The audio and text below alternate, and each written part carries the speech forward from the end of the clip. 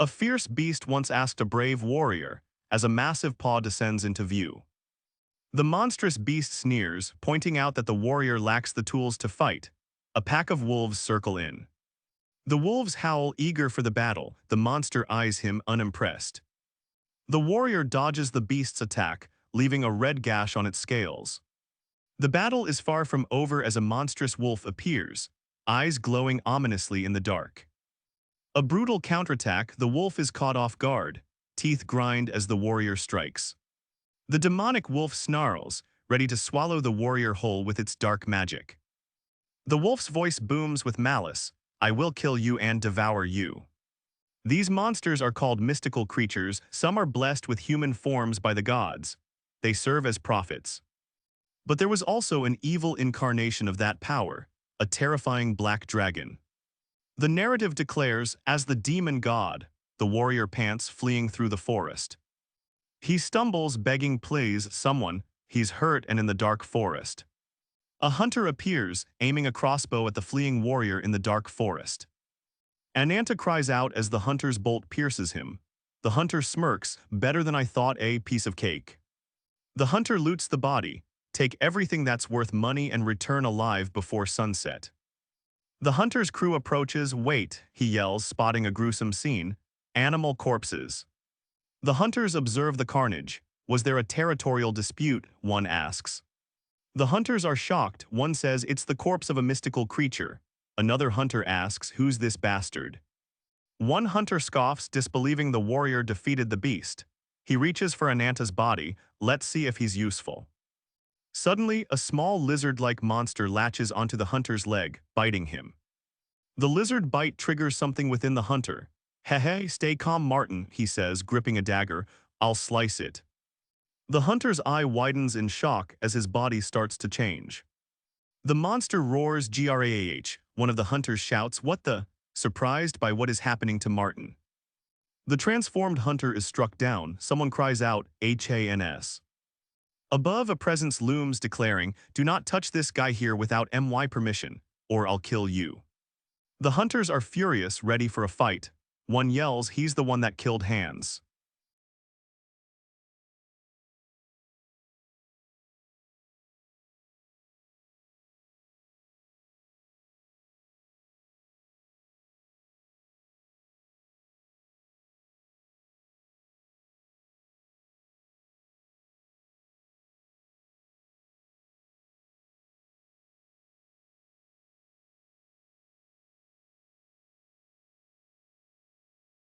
The hunters realize Ananta is still alive despite the attack.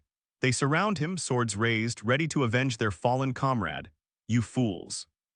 The hunters hesitate, unnerved by the ominous warning and the dark aura surrounding Ananta. The remaining hunters rush forward, screaming, "Kill him." Ananta prepares to face them with his unique blade. Ananta's blade flashes through the air, leaving a trail of blood. The hunters scream in agony as Ananta unleashes his power. "He's like a monster," another hunter gasps, terrified. A hunter yells, "Stop right there," aiming a crossbow with his comrades, prepared to strike down Ananta. Ananta screams in pain. The hunters below prepare to fire their crossbows, yelling, "Shoot." Ananta collapses. A faint, distorted laugh echoes, "Kik." He is impaled with several crossbow bolts. The hunters wonder, "Did we finish him off?" Hold on. A surge of dark energy erupts from the battlefield. The dark energy intensifies, overwhelming the battlefield with a blood-red aura. The dark energy echoes Ananta's scream, "Demon God." A terrifying entity manifests. The world warps. Ananta's demonic transformation begins, his eyes shifting to a golden spiral. Ananta groans, the pain of the bolts unbearable. The dark forest awaits him. As Ananta transforms, a man looks over the village in disbelief. "I can't believe it." A villager sees the carnage Ananta caused to the mystical creature, questioning all of this was done by that man alone. From the shadows, a mysterious figure emerges, urging someone to burn it and get rid of it. The mysterious figure is disgusted by Ananta's presence. "It wouldn't be enough to tear you to death." A stranger asks his name. Ananta, tied and wounded, responds, "Ananta." The villagers are shocked and confused by Ananta's transformation. This damn guy turned into a gigantic monster all of a sudden. The narration reveals a demon god is eating corpses around the region. Take a look, they yell. The villagers look at the scars on the body of the mystical creature. They believe Ananta ate it. A laugh rings out. A hunter demands, "What's so funny?" He is skeptical. He asks what if this is true. Ananta asks, the transformation almost complete. Will you feel at ease with him only being... A giant silhouette soars through the night sky. You don't know anything, including what a monster eats. Ananta is stunned, covered in blood. A gasp escapes him as he slowly gets back on his feet. A hunter is in disbelief. The corpse. That's no ordinary corpse. Monster, the town alarms blare, the gate towers manned, as demonic wolves appear on the horizon. The demon god is attacking. The forest is now surrounded by monstrous wolves, and a terrifying demonic creatures breach the town's defenses. They're coming over, a lookout screams, spotting the monsters. The pack of demonic wolves swarms through the village gate. The attack begins. The monstrous wolves overwhelm the village, killing and devouring those in their path. Burning howls echo through the village ruins. Demonic wolves continue their relentless assault under a blood-red sky. Ananta roars "Aahhh." The transformation takes over him, the surrounding land begins to shatter. The demonic wolves are killed, their power seemingly absorbed by the monstrous skull-headed beast. The beast hungers for more, thirst and hunger. It craves death and destruction. Ananta's monstrous form emerges, an explosion of dark energy powered by blood and sweat. The world is engulfed. Ananta's words echo, "I'll completely." A menacing figure stands before him amidst flesh and bones. Ananta towers, transformed into a beast of demonic energy, ready to eat you up. The flames engulf the village as Ananta's demonic presence materializes. A chilling declaration echoes, "I will distort you." Ananta's demonic form towers over his opponent, relishing their fear. To have you look like prey on the verge of death. The skull-headed beast leaps through the air, leaving the burning village below. Its target is locked, destruction follows. The skull-headed beast crashes into a pack of demonic wolves, sending them flying. A monstrous battle is about to begin. The skull-headed beast slams into the ground, a shockwave erupting outwards. Nothing can withstand its monstrous power. The demonic beast's power intensifies, a crimson aura erupting around it. Its hunger for destruction is insatiable. A chilling skull with glowing eyes emerges from the darkness. A voice booms, "Become a phantom." The skull-headed beast stands tall, its skeletal head framed by branches. Power crackles around the monstrous form.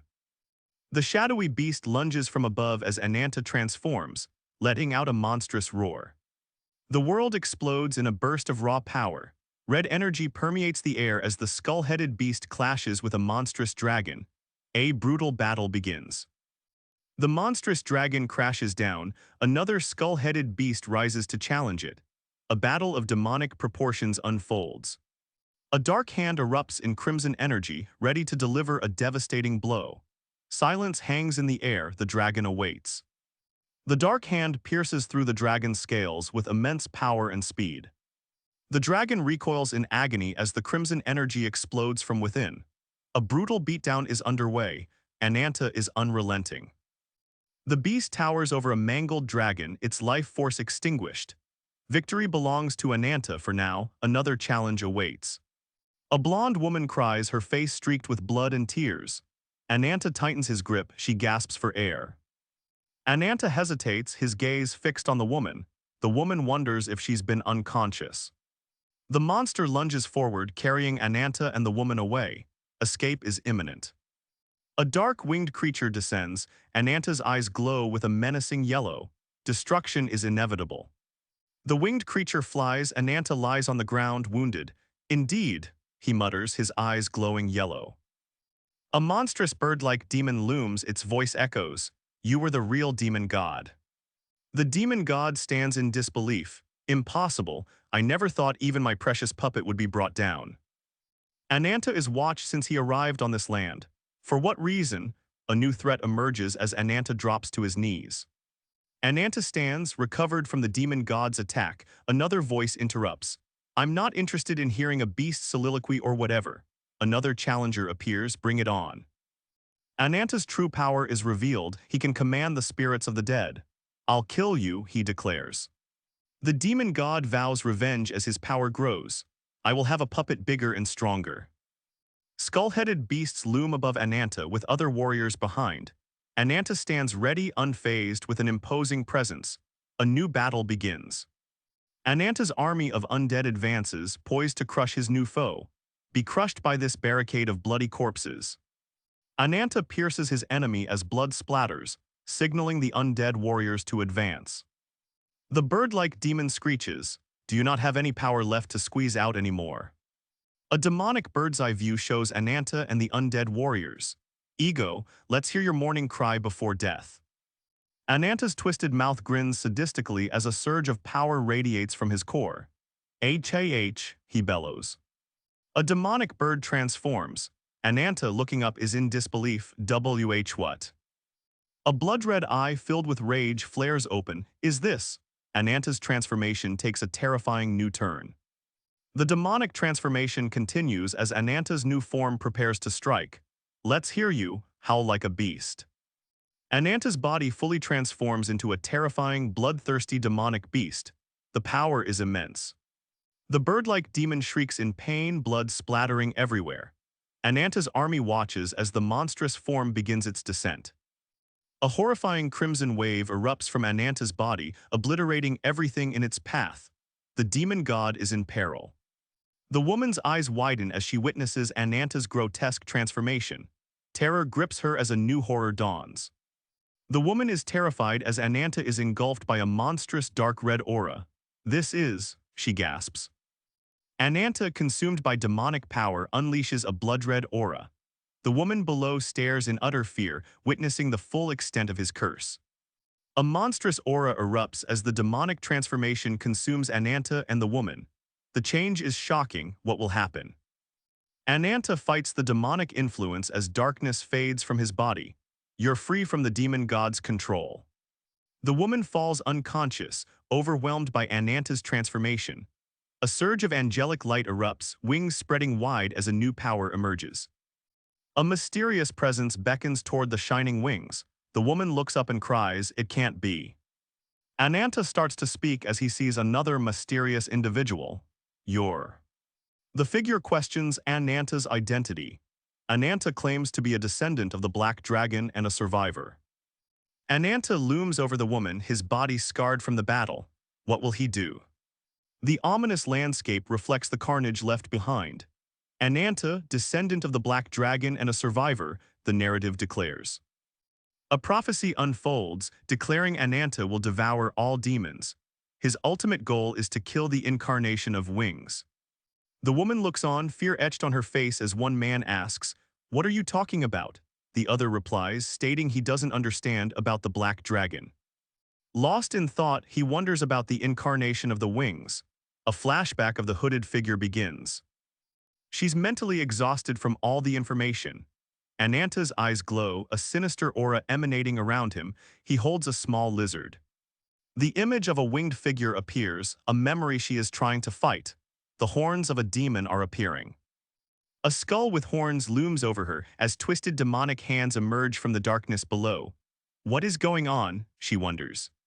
The demonic power explodes, a skull-headed beast emerging. Blood splatters across the ground, a sign of carnage. The scene is a horrifying aftermath of carnage, bodies strewn about. The panel exclaims. The woman screams as she sees the winged incarnation once again. Her eyes widen in horror. The woman's eyes are filled with terror and bloodlust. The transformation is happening now. "Oh, you are awake," the woman says, relieved. "You were in a lot of pain while you were asleep." "I think you had a nightmare," the girl says cheerfully. "Was it a dream?" she wonders. "Ruby," the woman mutters, recovering. The cloaked man declares, "Start." Suddenly, the lizard transforms into a giant dragon-like beast, spewing forth a torrent of fire. The dragon spews forth a massive inferno. The heat intensifies, engulfing the landscape and everything in its wake. "The monster that was possessed by the demons has been dealt with," a voice declares. Ananta surveys the fiery aftermath. The mysterious figure stands, looming over her. "You've worked very hard again this..." Ruby cries out as Ananta slams her head. He warns her to shut up, calling her a trash info dealer. The woman kneeling looks up in shock. The deal is done, pay my fee now, the cloaked man exclaims. With a smile, the girl states, you're still angry if it's not too much trouble. May I ask for your name, Avatar? A woman asks. Nadia's words are shocking. This is unbelievable. I can't believe there's another victim. As Ananta, the girl states, you have a hasty personality. She holds a golden pocket watch as magic radiates. A massive sinkhole appears with Ananta and other figures at the bottom. A speech bubble indicates. Ruby screams, falling into the sinkhole. Ananta and the cloaked man fall too. Suddenly the girl's eyes open with a jolt, a look of confusion on her face. She wonders. In front of a massive tree, the lady says, oh my goodness. The woman says she's late in introducing herself. Presenting herself, the rabbit-eared woman announces, I am the cute information dealer Whitefoot. The scene shifts to cafes, the largest trading city in the south. They are at the top of the White Lotus tree. Ananta coldly declares, however, I do not want to listen to your one-sided stories anymore. He demands she answer his question first and orders her to follow him. I will show you why I brought you here, Ananta declares menacingly. Before they talk in the city streets, Ananta needs answers. The incarnation of the wings you are chasing, someone asks. A disgusting beast who mistakes himself for a god, comes the snarled reply. The cloaked man reveals that the incarnation of wings grants powers. Imperfect power, the woman mutters, questioning its nature. We have arrived. Ananta and his group emerge into a bustling city. They arrive surrounded by strange men. The rabbit-eared woman invites them to follow. Nadia states, for some reason, the slave market of cafes has been growing rapidly recently. Immigrants, wanderers, and vagrants get caught by slave hunters. Even. The scene cuts to an underground prison. What does this place? A woman wonders aloud, clearly confused by their location. She wonders if the slave market and underground prison have to do with the wings. The ominous entrance looms as Nadia struggles to stand after falling. Arg, she groans, trying to regain her balance. Realization dawns as they find themselves in a prison, surrounded by other captives. A prisoner yells. Above, a weary prisoner looks on in grim acceptance. Below, Whitefoot wonders what's happening with a concerned, these people. Sacrifices, a voice booms, as the narrative details living sacrifices for the wings. The sacred tree stands tall. Human sacrifices are happening at the top of the tree. Corpses hang from the branches of a blood-red tree. They are arranged as if they are a sinister decoration, sacrifices to the wings. Bars slam shut as the cloaked man reveals a plan. You must be bait to hunt the incarnation of the wings. Ananta tells her the rest is up to you, as she happily replies Okie tilde. She hears the steps behind her, wait. The woman is imprisoned. Ananta asks, is this all you're doing? He grits his teeth, if so, what are you gonna do? The woman yells from her prison, stop messing around. A tearful crowd is being used as a means to someone's goal. Ananta asks if the guilty feel any remorse for their crimes. He walks with the small red dragon, stating revenge requires sacrifice. The woman remains trapped. She pauses, conflicted, stating she can't accept this. Another replies, that's understandable, feeling bad for the humans. He wonders what terrible things the incarnation of wings will make people suffer. Whitefoot feigns tears as she plots. She tells the rabbit-eared woman that she is despicable and can't be taken advantage of. The rabbit-eared woman replies, it's exactly as Ananta said. The rabbit-eared woman is shocked by what is happening to the victims around her. You wouldn't care about a few dozen lives. Her anger shouldn't be directed at Ananta. Their common enemy stands before them, the evil incarnation of wings. Below the White Lotus tree, Ananta clenches his fist with rage. He's cornered. Ananta's surrounded by knights as he protects someone kneeling. A woman replies, I think you said something pointless. Ananta is in a dark room with her, stating the sacrifices have nothing to do with him. He questions what happened with her. He states he's asked Nadia for her cooperation. As planned, they head towards the White Lotus Temple with the Wing Guardians. The ritual is the start to meet the incarnation of wings. A helper bypasses the White Lotus Temple barrier. Sacrifices are required to participate. The arena winner gets a lotus tree branch. It won't be long before they meet the incarnation of wings. Whitefoot thinks the process is tedious, if only he chose sooner. Ananta's demonic form roars, thinking an indiscriminate massacre would be easiest to draw the enemy's attention. There is a line that should never be crossed. Ananta wonders if she's trying to separate man and beast, stating there are other ways to accomplish things. Whitefoot finds it contradictory. Ananta knows she's rolling her eyes. The rabbit-eared woman is shocked. Ananta remains silent and stands tall in the dark room. Ananta says it hasn't been long since our last meal. This is good enough for a post-meal workout. He orders her to watch. Ananta declares, I hunt beasts. Whitefoot is surprised. She begs him, please don't do anything that'll attract attention. A dragon-like monster trembles as Ananta says, if you do, you don't know what might go wrong. I'll consider it. Someone yells, shield wall. Knights' shields are raised. They are ready for anything that comes their way. The large panther-like beast looms over the knights. The commander yells, don't be afraid, stay in formation. A knight asks, huh, as a loud crash sounds behind them. Ananta roars in rage as a knight yells, what the hell? Someone asks, what are you doing? He finds their actions annoying.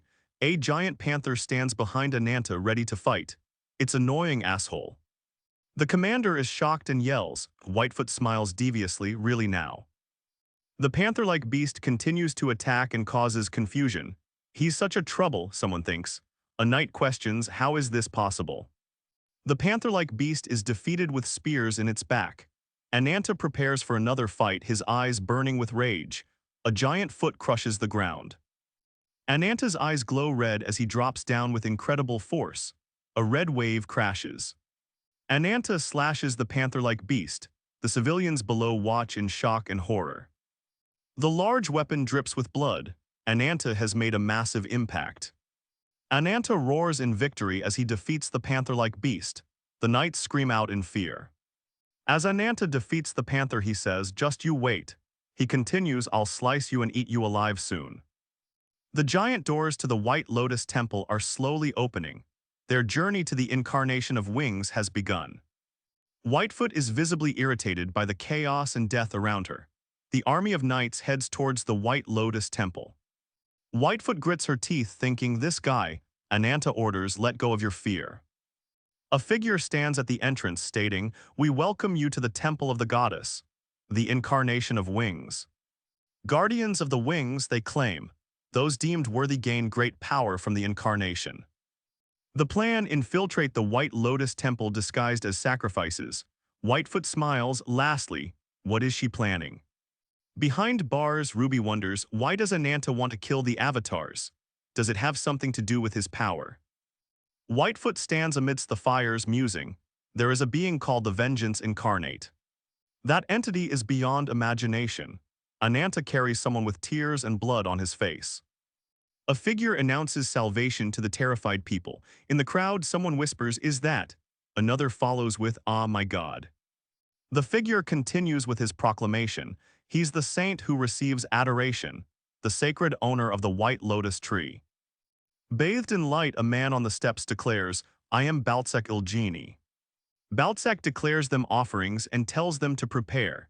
He wants them to entrust themselves to the wings of salvation. A man shouts, oh, avatar of the wings. In desperation, he hopes for mercy. The captives are terrified, begging for their lives. The captives beg for mercy, save my innocent sister. Please spare my sister. Baltzek says, oh, beautiful people, express your dedication. A woman whispers, ah, then explosions. An explosion rocks the temple. A captive stares in shock, hands tied and bloody. Sister, she utters. Someone cries, she's dead. The captive woman's eyes widen in fear. The avatar of the wings declares, in the face of death, all are equal. Baltzek sits calmly among the branches of the White Lotus tree. Your sister has just been liberated. He continues, soon she will join Nirvana. The wing's avatar is flanked by his masked guards. They are ready for anything. Danger approaches. The avatar stands before a skull. Above them is the symbol of wings. Baltzek's face is obscured. The intensity of the blast is not lost on the avatar. A woman says, you're not a savior. A powerful woman states, just a heartless murderer. The avatar thinks there must have been an avatar among the offerings. A surge of power erupts. It's Yggdrasil's cursed energy. The transformed woman bellows a name, Sernun. A man shouts Hik Mo monster. Below, the wing symbol looms over the scene. The woman faces the symbol of the wings with trepidation. Even if it wasn't your own will, red eyes glare. Those things cannot be undone. A cold voice commands, be undone, don't resist. Who is speaking these menacing words? The woman smiles sinisterly, her bright eyes shining with sinister intent. Her transformation is complete. She knows what she must do now. Suddenly, Yggdrasil's branches wrap around the masked wing guardians. A trap has been sprung. The branches coil menacingly around those who were once protectors. Balzac says, don't worry, everyone. A woman raises a staff and declares, I will protect all of you. She closes her eyes, determined. A blinding light erupts, signaling an immense clash of power. Stop babbling nonsense, arrogant deer. Balzac turns away, unfazed by the commotion. He must deal with the situation. Balzac mocks his opponent, you, a nameless avatar from a remote place. He asks, dare to confront me with such arrogance. The woman with antlers declares, my name is Nadia, but who is she really? Balzac states, I am the avatar of nature. He laughs manically. Quite a bold woman you are. The being known as Yggdrasil analyzes the power. Invisible shockwave, or telekinesis, it's blocked but not a threat. Suchellis, crush it. A blinding light engulfs the area. Balzac struggles against the raw, overwhelming power of Yggdrasil. The transformed woman stands tall. The avatar's sinister form demands, submit to me. Ananta stands bloodied over a fallen panther-like spirit beast. The crowd wonders what happened near the white lotus tree. A soldier asks, what's going on? A branch snaps and silence fills the air as Nadia looks with concern. The light fades, revealing the aftermath of the blast. Suchellis, my highest level of skill, was defeated in a single blow. The avatar declares, is this pitiful talent all you have? A single finger is pointed towards Nadia. Nadia is caught off guard by the unexpected force. She wonders what's going on. Ananta's demonic form materializes behind Nadia. It is horrifying. Has Ananta been here all along? A monster.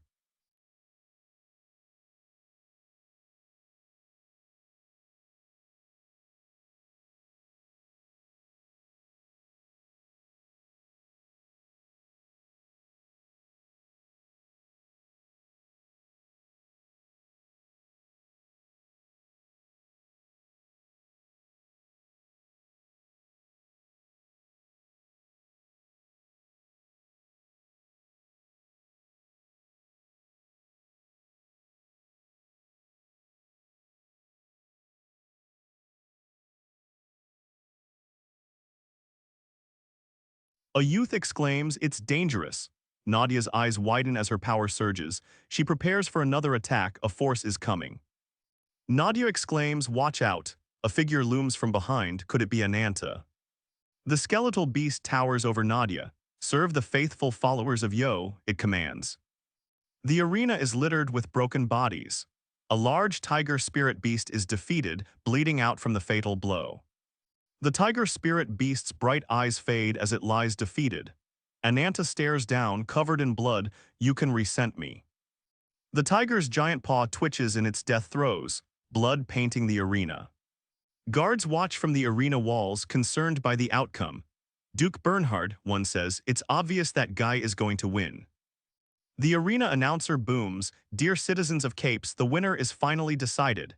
Guards watch Duke Bernhard, awaiting his next move. Wing Guardians approach, announcing a white lotus tree branch as the prize. Tensions rise in the crowd, they are agitated. A voice booms out from the crowd. No matter what happens, we will get our hands on a branch of white lotus flower. A hand slams the lid closed on the prize.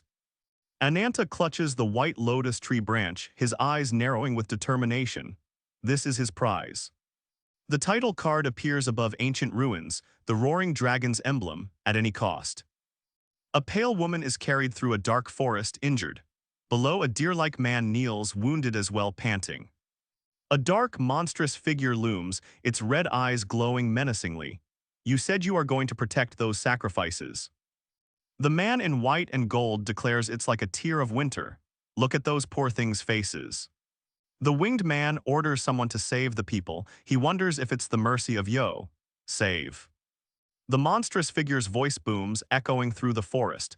Don't make me repeat the same thing again. His gaze is sharp and demanding. He continues, you are neither a savior nor anything. The monstrous figure sneers down at the pale man in white.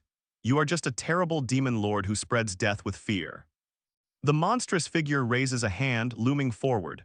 Allow me, true salvation starts with giving despair. The dark figure continues his assault, a brutal strike that causes the crowd to panic in terror. HIK. The pale man's eyes widen in shock, his face contorted with an unknown emotion. Someone shouts, no, don't. Before them, a monstrous creature's red eyes glow menacingly as it looms over them. The winged man smiles down at them. His dark, looming form promises bestow the blessing from the wings of salvation. The winged man's promises echo with dark intent. Below, bodies hang impaled, illuminated by streams of red light. You will be honored. The figure is standing in a pool of blood while another figure demands, is there something in the branch of white lotus? A skull-headed beast howls above, followed by someone analyzing the field, unlike Manhwa, who was immortal. Vines crawl across a barren landscape. Below, the pale man lies bleeding, encircled by crimson energy. Only I can give meaning to this worthless life. A voice demands attention. Look, he continues, your worthless life is nourishing the white lotus tree. A looming figure speaks, its voice echoing, reborn as a light that will protect the white lotus tree. A disembodied voice proclaims, this is it, blessings of wings. Another asks, what on earth are you? Then how many people's lives did you consume? The pale man is consumed by dark energy. Below, the winged incarnation sneers, to the extent that even counting them is meaningless. The figure with the deer antlers is wrapped up and the man declares, you are an arrogant woman to no end. He smirks, do you have any last words? A woman's defeated face screams, go to hell. Below, a man smiles, declaring, what a trivial end. The pale man smirks, covered in light. He is surrounded by a powerful, unseen force. The pale man's barrier shatters, the sound echoing. Debris flies, marking the end of his defense. Ananta falls from above, dagger in hand, ready to strike the pale man. The pale man's eyes widen with shock, reflecting Ananta's demonic visage. His strike lands, impaling the pale man. The pale man is sent flying back, an explosion erupting from the attack. Ananta. The pale man is alive, entangled within the roots. Ananta remarks, I didn't know you were a lucky fellow. A white lotus tree branch glows with ethereal energy. Ananta is confronted, are you the winner of the arena? No way. A voice echoes through the hall, I never thought that there would be someone who would get to this place. Ananta is enraged by the situation. Someone asks him, where did you put the wings of incarnation? The pale man wonders what is happening to him. Yo booms, you dare insult the great incarnation of wings. Yo's rage explodes, his form shifting, wings sprouting. That disrespectful tongue, I will pluck it out myself. Yo's rage shifts the scene, now overlooking ruins. He announces, you guys. Yo, glowing red, sneers. You should know that it's not the wings of incarnation. The masked figure strikes, his sword aimed at Ananta, who swiftly deflects the blow with his axe. The force of the impact sends sparks flying, a testament to their power. The masked figure's spear pierces through Ananta's chest, a brutal and bloody strike. Despite his injuries, Ananta roars, destroy them all. A wave of carnage ensues as he cuts down his enemies. Ananta, surrounded and under attack, continues his bloody rampage, slaying his foes. The sounds of battle fill the air. The warrior reflects, the winner should be holding the white lotus branch. Suddenly, a massive structure looms ahead, littered with the bodies of Ananta's foes. The dying warrior wonders, could it be? Was he also after the wings incarnation? The winged figure stands tall, but a nearby warrior thinks, I can't believe he's not the incarnation of the wings. Ananta, bloodied and battered, stares up at the winged figure and asks, so all of this? The winged figure questions Ananta's observation skills, implying the truth is right in front of him. Ananta is shocked. A symbol of 3 pairs of white wings appears. Is this supposed to be the incarnation of wings? What a joke, Ananta thinks, looking at the figure's claw. Ananta, enraged, declares the winged figure a worthless piece of trash. If you are going to impersonate, at least put in some effort. The winged figure scoffs at Ananta's taunt, dismissing it as nonsense not even worth a response. He appears to taunt Ananta. A command rings out, "Kill him," as the winged figure's transformation is revealed to be monstrous. A surge of demonic power erupts. The winged figure is constricted by a massive serpentine force. It appears the transformation has begun. The serpentine monster constricts the winged figure. Ananta asks, "What are you waiting for?" As the serpent restricts the winged figure, a powerful order rings out, "Get out of here now." The winged figure's face contorts, revealing a monstrous face filled with rage and pain. From the shadows, Ananta, in his monstrous demon form, emerges to face the winged figure, ready to fight. The serpent's grip tightens. The winged figure transforms into a horrifying monster. The transformation causes an explosion of dust. The monster roars in pain. The monstrous figure claws at the earth, its transformation complete. Dust and debris fly as it unleashes its fury. The transformed winged figure lets out a deafening roar, a true terrifying monster. Ananta is nowhere to be seen. The winged figure's transformation blasts outwards as a second monster emerges, ready to fight. The winged figure, now a grotesque beast, prepares to strike with its deadly claws. The transformed winged figure slashes down, a brutal attack aimed directly at a hidden Ananta. The earth shatters as the transformed winged figure unleashes its immense power. The monstrous figure smashes the ground, a shockwave erupting from the point of impact. Ananta's fate is uncertain. The dust settles, revealing the winged figure standing over a destroyed Ananta. "I admit it, you are strong." The winged figure looms, confident, strong enough to witness the full power of the spirits. The winged figure declares Ananta will be crushed, its claw poised to strike. Ruby and the others are shocked. A surge of power destroys Ananta's attack with ease. "That was what crushed my attack." The winged figure crushes something in his hand, a look of triumph on his face. The winged figure's power is overwhelming. Ananta is engulfed within its immense energy. The winged figure towers over Ananta, declaring him, "What an ignorant fool." The monstrous winged figure attacks, but a red creature blasts through the air. Can Ananta even win? The winged figure's attack causes the ground to tremble. Red energy crackles around its form. The winged figure and Ananta are clashing, both in monstrous dragon and avian forms. The winged figure bursts forward with incredible speed, preparing to attack once more. The monstrous winged figure unleashes a devastating blast of dark energy, his yellow eyes piercing through the chaos. The winged figure swings its claw down. Can anyone survive such a savage attack? The winged figure descends, a flurry of feathers and fury. He unleashes a powerful blast towards Ananta. The winged figure lets out an unholy roar as it descends towards Ananta. Grrrr. With Ananta's form decimated, the monster looks above him to another approaching form. It can't be.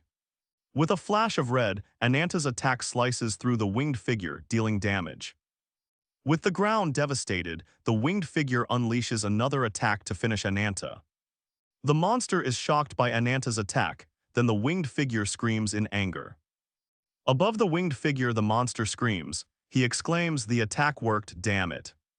The winged figure is injured and enraged. "How dare you, you lowly creature!" Ananta appears in his demonic form, ready to strike. Ananta lunges forward in his dragon form, meeting the winged figure's attack head-on. The winged figure declares, "You who knows not the fear of spirits," as tremors shake the very ground. The winged figure boasts about the difference in their power levels, a gap uncrossable. The sky cracks like glass. Lightning rips through the air, the sound echoing like the world itself is breaking apart. What cataclysmic event is occurring now? Within the shattered sky, a figure crashes down, the sound a pained yell. Emerging from the fractured sky is the avatar of the wings, his glowing eye piercing the darkness of space. He plummets towards a verdant forest, a holy crown upon his head. The avatar of wings bellows, "Behold," as he crashes down, a monstrous bird form. The avatar's voice booms, claiming these glorious wings, but a confused thought emerges. "I am." Ananta, in his monstrous bird form, clashes brutally with the avatar of wings. Blood splatters as the battle intensifies. A vicious exchange unfolds. The dragon-like form of Ananta roars in the sky above. Below him, the avatar's human form grits his teeth with glowing eyes. Ananta strikes with immense power, shattering the earth beneath him. What waits in the darkness below? The earth cracks further as Ananta's terrifying new form descends from above. The avatar of wings grins menacingly. "I'll make you into minced meat." A dark aura forms around him. Ananta's form crashes into the ground with the force of a meteor. The impact sends tremors through the landscape. The avatar of wings cries out "Ananta" as the dragon-like beast tears through the ground towards him. The avatar of wings is struck by a dark energy, reeling backward from the force of the blow. Ananta is close. A blast of dark energy explodes outward from Ananta's body. It destroys everything in its path. Ananta's dark attack hits the avatar of wings, sending blood scattering. The fight continues. The avatar of wings spews this, "Damn be **** tard." Ananta looms closer. The avatar of wings trembles, eyes wide, shocked by this power. The avatar is shocked by Ananta's terrifying new demonic form, asking, "What is that appearance?" Nadia watches in horror as Ananta changes again. Red energy explodes around the battle. What form will he take now? Red energy explodes and then fades. All that remains is utter destruction. What happened? Ananta's speed is beyond human comprehension. His transformation ability is unmatched. There is no way to escape his power. The avatar of wings thinks he will be crushed. He is too slow to react to Ananta's power. Nadia cries out, "Eek!" At the sheer devastation, everything is crushed. Ananta's power is unmatched. Spikes of dark energy erupt from the ground, closing in around the avatar of wings. The attack is too fast. Spikes erupt as the avatar is overwhelmed. Ananta's new demonic form bears down on him with terrifying intensity.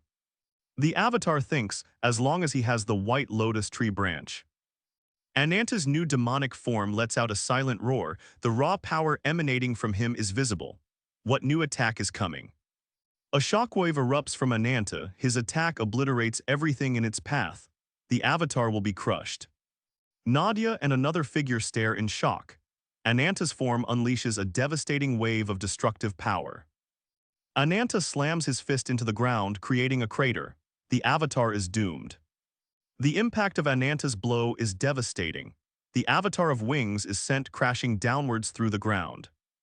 Binding the avatar of wings, Ananta's strength grows. What kind of attack is this? The avatar of wings questions, "Were you hoping to have me crushed to death?" He taunts Ananta's new form. Ananta's demonic form looms over the avatar of wings, declaring, "Until now." His clawed hands grip the broken earth. Ananta's demonic form declares, "I'm tired of it." His monstrous jaws open as he states he's devoured too many to count. KAH. A dark aura surrounds Ananta's demonic form as he declares, "By the weight of death that you have devoured." A monstrous face appears. Ananta's new form is that of a skull-headed beast. The avatar of wings will be hunted. The abyss opens, showing the spirits of the dead. Is this the power he craves? Ananta unleashes hell on earth. Corpses litter the ground as a winged figure descends from the sky amidst the carnage. The avatar of wings screams, "What the?" as Ananta brings the dead down on him. The avatar of wings is swarmed by spirits of the dead. Desperate, he cries out, "Get off me, get away from me, what is this?" Ananta screams as the spirits of the dead fall from the sky. The avatar's end is near. The avatar of wings is caught in a whirlwind of speed as Ananta strikes. Far away, living sacrifice offering, is heard. Lightning crackles, but Ananta's skeletal form is the new horror. Ananta's dark energy surges. His winged, demonic form looms as he prepares to strike again. The avatar is trapped below. The avatar of wings screams as he is crushed. His body is breaking apart. The avatar of wings with a holy halo remains standing, but below the despair is clear on his face. Nadia watches in disbelief as the ground rumbles. Ananta's unimaginable power threatens to consume everything. Above them all, the avatar is asked, "Did you enjoy your journey?" Below, Nadia and another figure look horrified. Is everything lost? The avatar of wings says, "Your welcome is a bit harsh, Bihiron."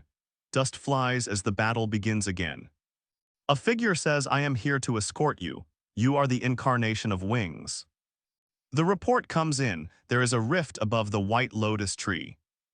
The red lizard monster scales the tree, its eyes set on a new victim. A figure contemplates the recent events.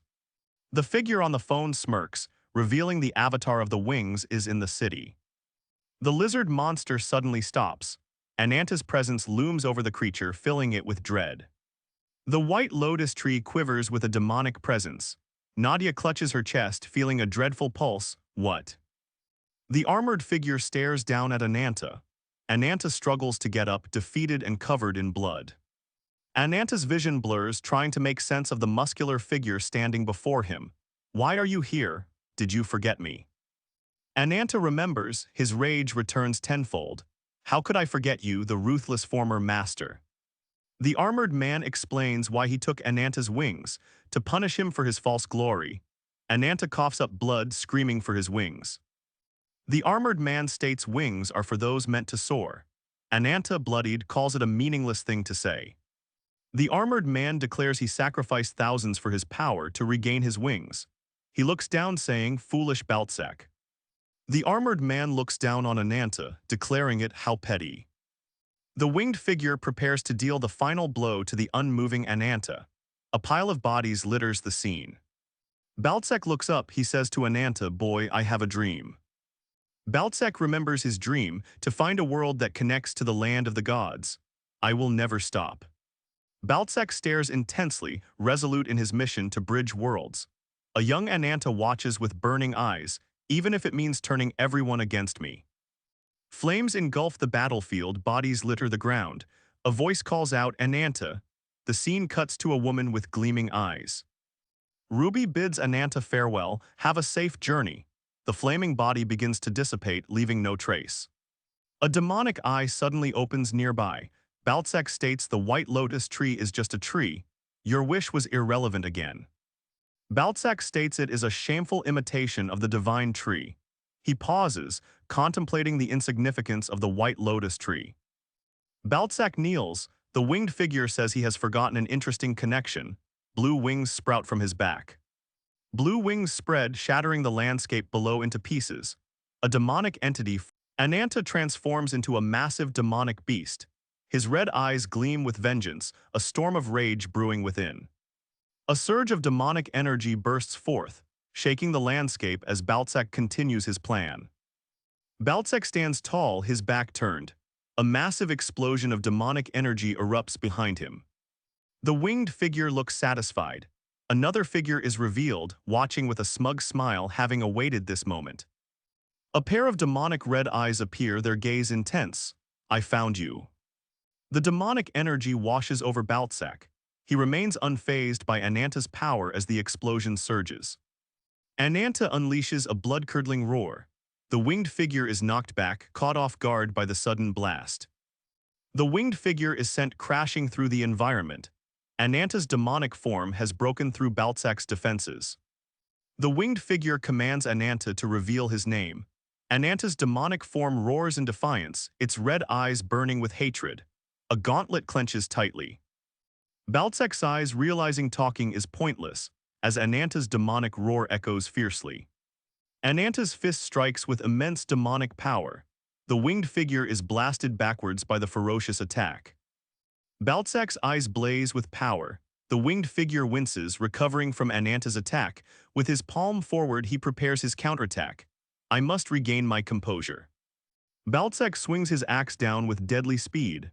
Ananta is struck, blood splatters across Baltsak's face. The winged figure is surprised by Ananta's resilience. He declares himself the experienced Bernhardt. Bernhardt stands surprised. A red mist fills the air as a terrifying demonic presence emerges.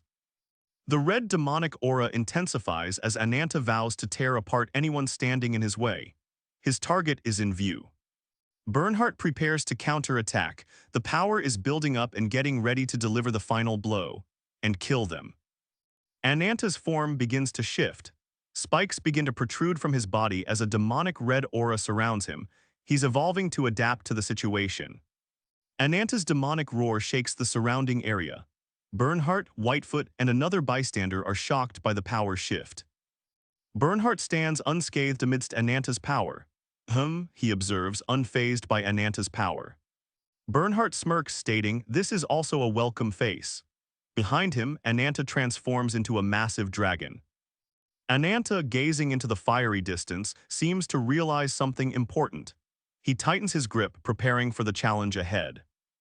Confusion washes over Ananta as he questions his location and current predicament. He needs to escape this place, but he has no idea where to go. A vision flashes before Ananta, a name, the despicable object of your revenge. A surge of realization hits Ananta as a draconic form looms over him. "You are," he grits through clenched teeth. He remembers now Azidahaka, the name of his true enemy echoes in his mind. A voice booms calling Ananta a cursed mortal, fueled by endless rage. The towering demonic dragon unleashes a devastating blow upon the warrior. The force of the impact shatters the earth. A figure watches the battle between Ananta and Azidahaka, questioning Ananta's berserk state. Azidahaka prepares to strike again, his eyes burning with malice. Ananta braces for impact with a golden, gauntleted fist. Azidahaka watches Ananta ready himself and scoffs, "How pathetic." Azidahaka unleashes a torrent of flames. The inferno engulfs Ananta, promising complete annihilation. Ananta meets the dragon's flames with a mighty punch, a golden aura exploding. Azidahaka unleashes a beam of pure energy.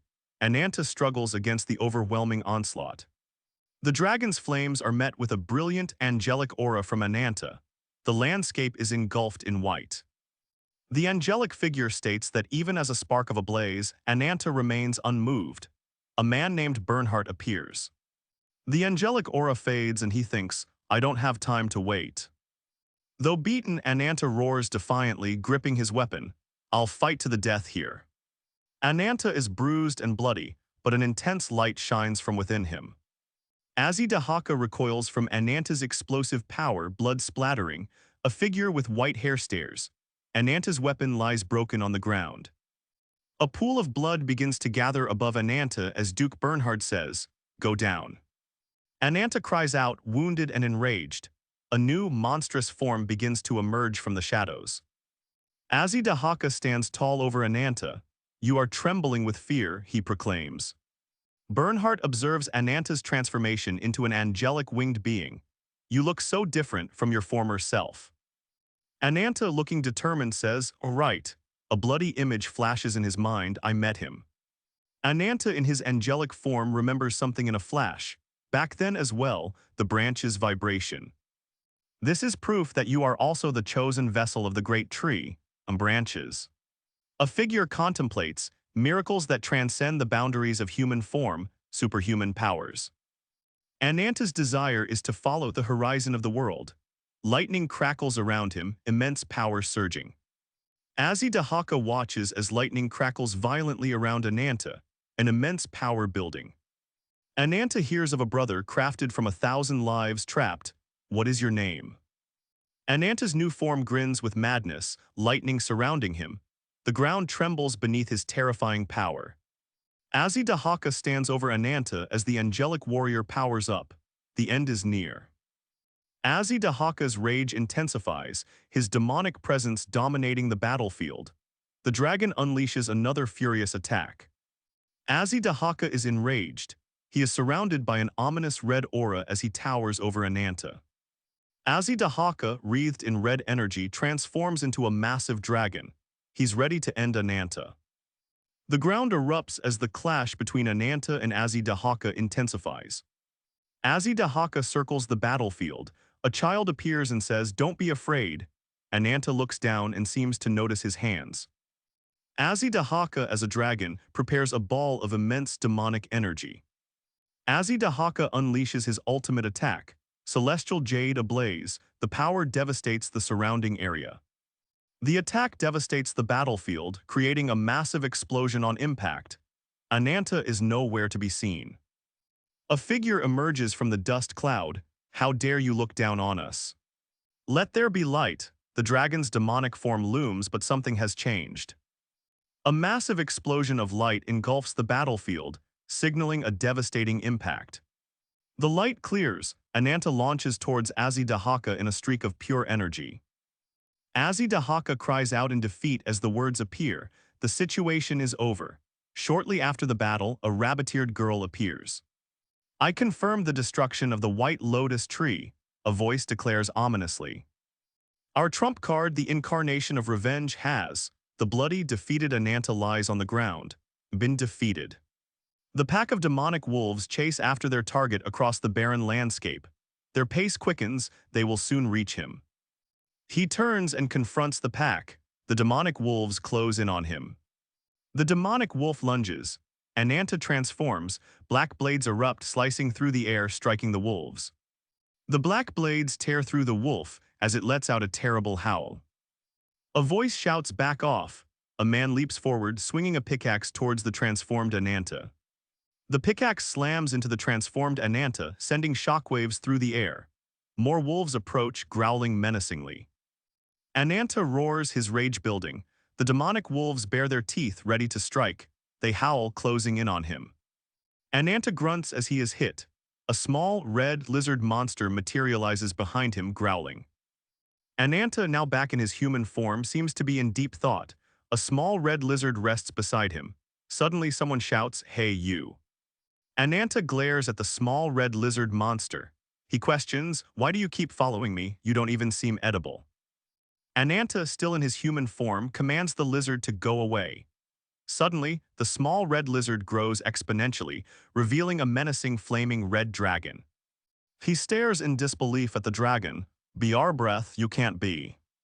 Ananta pants, sweat dripping down his face. The monstrous dragon looms before him, its fiery presence overwhelming.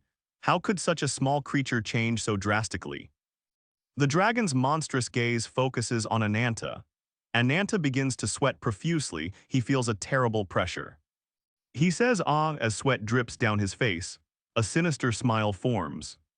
With a mighty roar, the dragon towers over him, ready to strike down at any moment. The dragon's attack levels the ground. Dust billows, obscuring Ananta's fate. The dragon's roar echoes, blasting Ananta backward. He struggles to regain his footing, barely avoiding the dragon's attack. Amidst the wreckage, a hooded figure sits under a barren tree. A person. Ananta grits his teeth, his eyes filled with determination as he asks the dragon, "Are you going to chase until the end?" Ananta defiantly shouts, "Fine, bring it on." The lizard responds with Jeng. Wielding his axes, Ananta challenges the dragon. "Come at me, I'll show you the power of the black dragon's descendant." Ananta notices a figure approaching in the distance. He's shocked and wonders what's going on. The mysterious figure emerges from the dust cloud. A strange beast lurks behind him. From afar, a colossal beast emerges, its immense size dwarfing the surrounding landscape. This creature's presence emanates an ominous aura. The hooded figure calls out to Ananta, "Young man, are you okay?" Ananta's eyes widen and he remembers, "That day after meeting you, my life completely changed." A village is nearby. Someone recognizes Ananta and calls out his name. They wonder why he's always wandering. A group of people notice Ananta from afar and question who he's with. A voice shouts, "Ananta, where have you been for so long?" A woman asks, "So long? You didn't wander around the spirit realm alone again, did you?"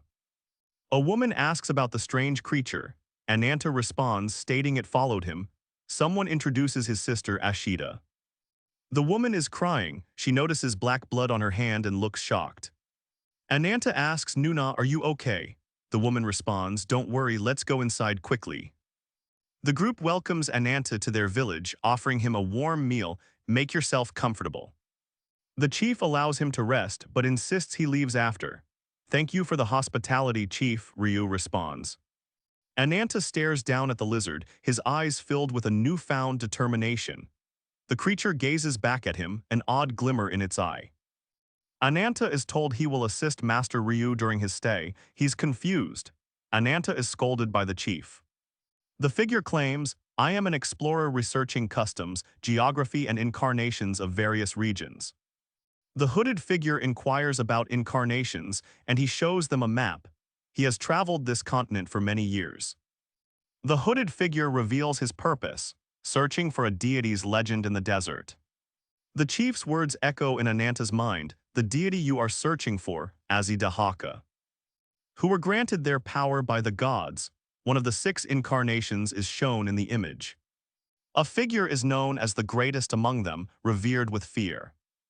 The title states the demonic incarnation, the Blackadragon Azidahaka. A brooding figure believes everything is because of that black dragon. A herbal medicine brews over the fire. It's a powerful medicine from the Celestial Empire. The woman is grateful and feeling much better. She says that she is ready to leave and is asked where she is going. He agrees to go fishing and someone says they will help the master. Finally, Ananta's name is spoken. The first person warns, be careful on your journey. The woman smiles and says goodbye as they leave. He says okay, with a bright smile and adds, I'll be back. The woman and Ananta arrive at a native-inspired village. Everyone watches their arrival. The title card reads, The Wailing Perversion, the mountains are in the background. Sitting by the fire, someone mentions it has been a week since they arrived at the village. Below, a red-scaled beast guts a fish. Someone asks about the investigation, but there hasn't been much progress so far. They defeated invaders with the help of the Black Dragon, their benefactor. He thinks that's all he learned about the descendants of the Black Dragon. The villagers ignore the dragon's stories. The silver-haired man asks if he is secretly hunting without his sister's knowledge. He says he's noticed more wounds. He wants to cause as little worry as possible. Winter is coming to the desert and they need to hunt. He remembers that neither of his parents are around. Both died from illness when he was just a baby. She is busy taking care of her affairs and looking after her younger brother. That's why she makes many offerings. Someone asks if it's burdensome. He says not at all, it's for the sake of my only family. He dismisses the heavy talk. Someone asks why he is investigating the first incarnations. To find the divine revelations. He seems skeptical and wonders about divine revelations. There are 6 incarnations with the power of gods. It is said that if you get them all. He's sweating and looks alarmed at the question, old scale. The man says he knows something. He responds, well that. He scratches his head, it's a secret from others. We see a conversation by a tent with a dragon banner. The discussion by the tent continues. The black dragon turned the wasteland into ashes. To restrain itself, it entrusted a scale to ancestors. Since then, the ancestors built a temple called the Dragon's Gorge to enshrine the Black Dragon. They entrust its protection to elite warriors. Ananta says but his student stops him, apologizing and saying he cannot continue. The village chief gave them permission to stay as long as they want. The boy offers to guide Ananta somewhere else. Ananta agrees, saying he knows of a place. A red lizard monster scurries through the desert, making odd sounds. The terrain looks unforgiving and dry. The small lizard on his shoulder says, we made it this far, so stay strong. Suddenly, the man's eyes become slits and he says, huh. Ananta and the boy journey across the desert to their destination. A man with white hair calls to Ananta. The man continues, saying he has a dream to find a world that connects the lands of the gods. The white-haired man has a determined look. He says, even if it means turning everyone in this world against me. The boy asks, what do you mean? The other man's eyes narrow as he says, have you never doubted it before? The boy is shocked by what he hears. The white-haired man speaks the name, Azidahaka. Someone says that the demonic god presides over curses and death. Another says they serve without reason. A lizard perches on their shoulder. The white-haired man states that his parents died of illness and Ruby too. He questions blaming the black dragon. The night is quiet in the camp. Ruby can't sleep and wonders, Ananta. A woman coughs inside a tent. She wonders aloud, where are you wandering at this hour, I hope? A voice booms, you don't catch a cold. Is Ananta nearby and responding? Ananta's people are in traditional tribal garments inside a cave. The leader sits, eyes focused, ready to protect his people. The cave entrance is now guarded. Who's there? A guard shouts. Stop right there. The guard is shocked. Ananta appears, warning, people without permission cannot enter this place. A warrior yells, you. He leaps to attack the hooded figure in front of the cave. Will he be successful? The warrior's axe clashes violently with Ananta, the force of impact deafening. The warrior is knocked back. Other tribe members look on in shock at the unbelievable power. The warrior is defeated and on the ground. A mysterious voice says, "It's okay to come out now." Who is this character speaking from the shadows? A kid is holding a glowing flower. The kid seems amazed by Ananta's strength. Meanwhile, the mysterious figure states, "We should hurry, I'll wrap it all up." Before dawn, Ananta is with the kid and the shadowed figure. They are outside some sort of temple. Ananta states, "We've arrived." Bodies litter the path ahead in a large temple hall. A dragon banner hangs above. The kid looks at the glowing flower in shock. "Master, what is this?" he asks. The shadowed figure laughs ominously. Ananta, with his back to the kid, calmly states, "There is no need to be afraid." The shadowed figure grins. "Everything is going according to my plan." He places his hand on an inscribed stone. The kid looks on nervously. "This is," he begins to say. The mysterious figure is next to the kid, calm and collected. An ominous, glowing altar awaits below. The kid holds the flower tightly. "It's all thanks to you," he tells the figure. A red lizard is perched on his shoulder. The man with white hair responds, "If I just do what you said." The kid wonders, can my sister's illness really be cured? Can I really count on this? The kid looks alarmed, almost frozen. He asks his master, "Master," nervous. The master coldly declares, "It's time to pay the price for your choices." The kid screams in protest. The master asks, "What are you doing?" Suddenly, a white light pierces the darkness. The flower glows intensely and the kid reacts with shock. Ananta unleashes a powerful blast of energy. The entire temple is engulfed in a blinding white light. Gazing up at the night sky, the woman recognizes the landmarks. That's the Dragon's Canyon. A woman falls from a tent, crying out in shock. Below her, a massive, ominous dragon lies dead in a canyon. A monstrous red eye glares menacingly, promising destruction and the end of days. The battle continues. A massive, menacing dragon appears, its red eyes gleaming with power. It's ready to fight. The mysterious figure stands before a starry sky. High above, Ananta transforms into a dragon. Back at camp, people are shouting and looking around worried. What's happening? Is it an earthquake? Ananta shouts, "Look over there." A massive dragon descends from the night sky, wings spread wide. A dragon with glowing red eyes ominously speaks. "Who is it? The fool who dares to desire the power of God." The canyon is now broken into pieces and a strange creature calls out. The kid, covered in blood, is somehow still alive. Someone coughs covered in blood and says, "Ooh, Ruby." A cloaked figure stands atop the mountain as a bright light engulfs the area. The master exclaims, "Finally, I've got my hands on it." He tightly grasps the flower with bandaged hands. The master raises the flower, now a crystalline sword of immense power. Will he strike the killing blow? The power of the flower is unleashed. A blinding light overwhelms everything. Ananta screams in anguish as the crystalline sword's power overwhelms him. Grahh. Ananta emerges as the black dragon, ready to destroy the flower's source. The monstrous dragon stands before them. "The fact that you touched a dragon's weak spot," it states menacingly. Azai Dahaka appears, radiating power. "I am Azai Dahaka, give me your name, mortal."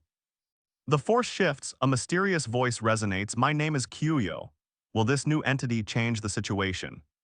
The avatar of the wings appears, towering with immense power and announces, "I am." Ananta lies defeated amidst the snow. Huff, huff, he struggles to breathe, questioning what he now sees. A looming dragon fills the sky above him. "Happening, I can feel it." The dragon declares, "The treasures of the gods are in that body." It seems it cannot believe what it sees. The dragon demands, "You bastard, what have you done with the treasure's owners?" A shadowy figure replies, "You ask the obvious black dragon." A majestic bird-like creature with holy light surrounding it declares, "I have killed them all and taken the treasures." The battlefield explodes with energy. The sheer force throws rocks and snow high into the air. The dragon continues, "Since you've separated the god's treasure from your body," the dragon can see his weakness. The dragon challenges, "Try me if you even have the powers to." It unleashes a torrent of flames. In a flash of light, Ananta has transformed into a holy bird. The dragon's flames miss as the holy bird soars high into the starry sky. Below, magic circles begin to glow. The dragon looks down with rage. The dragon is surrounded by powerful magic circles. He prepares for a fight. Above, the dragon is enraged, fire raining down. Ananta, now a holy bird, retaliates with a bright holy blast. A powerful eruption of light shines. Above the chaos, a dragon snarls, "Let there be light." Crimson energy erupts as the dragon is engulfed in a bright blast from the holy bird above. The light fades, revealing Ananta in his full angelic form. He descends from the sky, wings spread wide. Ananta has achieved the power of the gods. Bright streaks of holy light rain down from above, piercing the night sky. The holy light scatters, dispersing with force. Below, the dragon roars, ready to unleash its fury once more. The dragon roars as a blinding light engulfs him. He is clearly in pain. The village erupts in alarm. Ananta's transformation is visible to everyone. Ananta struggles to breathe, his vision blurry. Huff, he's battered and bruised. He hears his name being called. Between labored breaths, he cries, "Sis." He looks up at the starry sky, remembering her. A tremendous explosion rocks the battlefield. The ground cracks and the air shimmers. The dragon lays defeated, his heart ripped out. Ananta stands above him, angelic wings spread wide. Ananta smirks, looking down on the dragon. "It's your loss, Azzy Dahaka," he laughs, clearly victorious. "Hehe, finally." Ananta declares, "I shall reach the heavens." A beam of light explodes upward. Ananta is shocked by his own power. How can this be? He remembers his motivation. "I did everything just for Sis, descendant of the black dragon." The dragon questions Ananta, helping the incarnation of wings. Ananta begs for forgiveness. For my sister." With his dying breath, the dragon utters, "I will not forgive you. You shall be cursed." The blast leaves a devastating impact, destroying the ground. A black aura emanates from the rubble, swirling violently. A monstrous figure emerges from the smoke. From the dissipating smoke, a monstrous being emerges, a new form for Ananta. Tears stream down Ananta's face as he remembers the black dragon's curse. Evil god. In the distance, he sees an enraged monster. A ball of fire crashes down toward the village. Ananta's eyes widen in horror, realizing what is happening. A gigantic fiery dragon descends upon a village. Villagers watch in terror, bracing themselves for impact. The village is engulfed in flames. Villagers can be heard screaming from below. The village is engulfed in flames. In the distance, Ananta screams, "No, no," it seems he is too late. Tears stream down Ananta's face as he cries out, "Sis." Above him, the monstrous dragon looms over.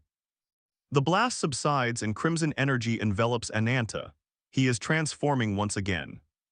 The crimson energy intensifies around Ananta.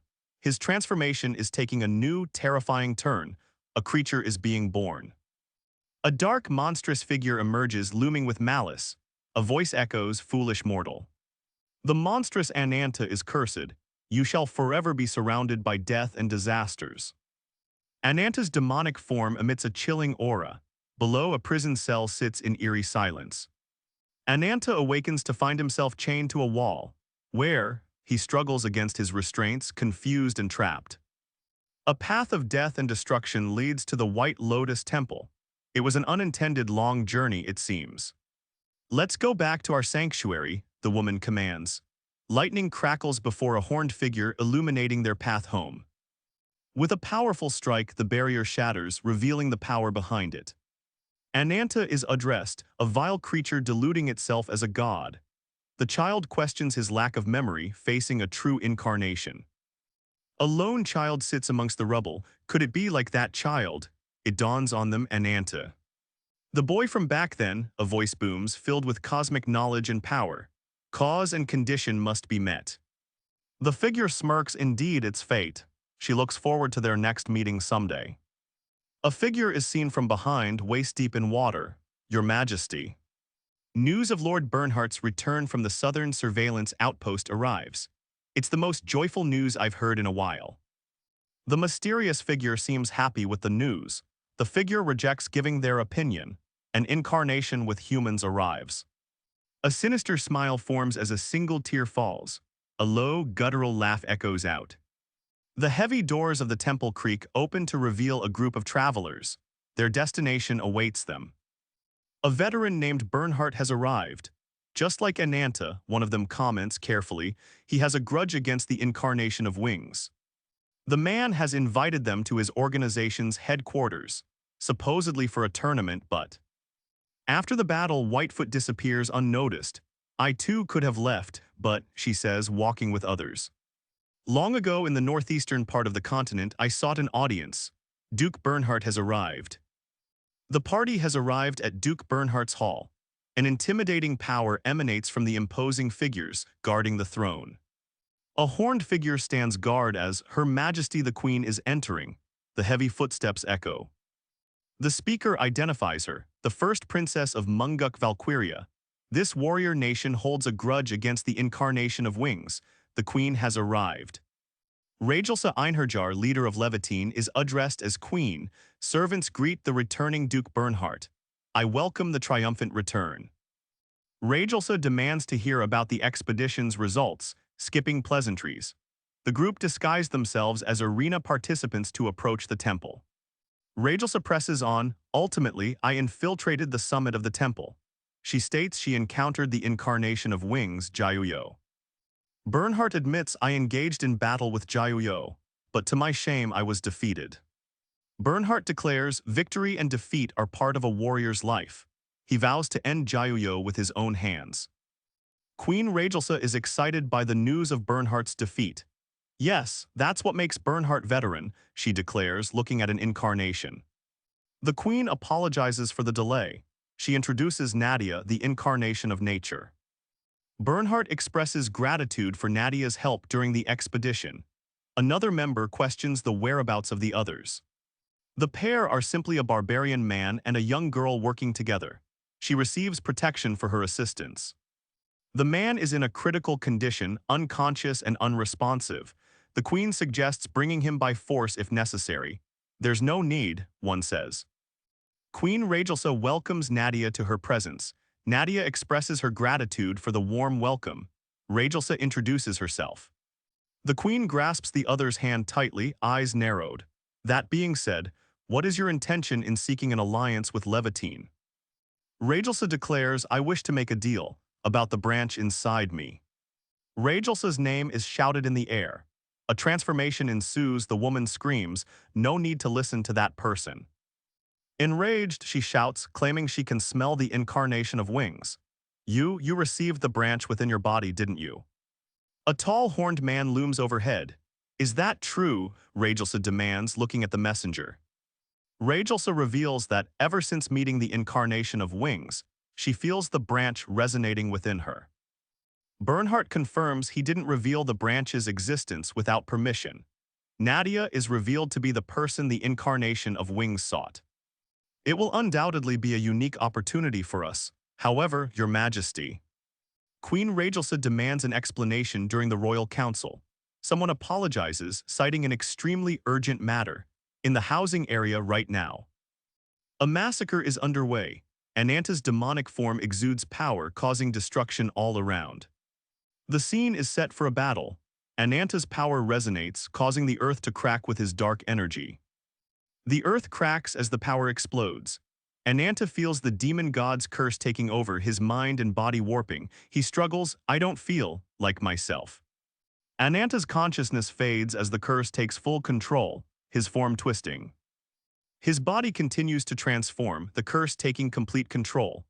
Ananta's bones contort and crack. A monstrous red dragon emerges, its eyes glowing menacingly in the night. The monstrous dragon unleashes a terrifying roar. Its form becomes even more grotesque, twisted with dark power. Crimson energy radiates from Ananta's monstrous dragon form, shaking the very air around him. A wave of immense, crimson power erupts, signaling the completion of the transformation.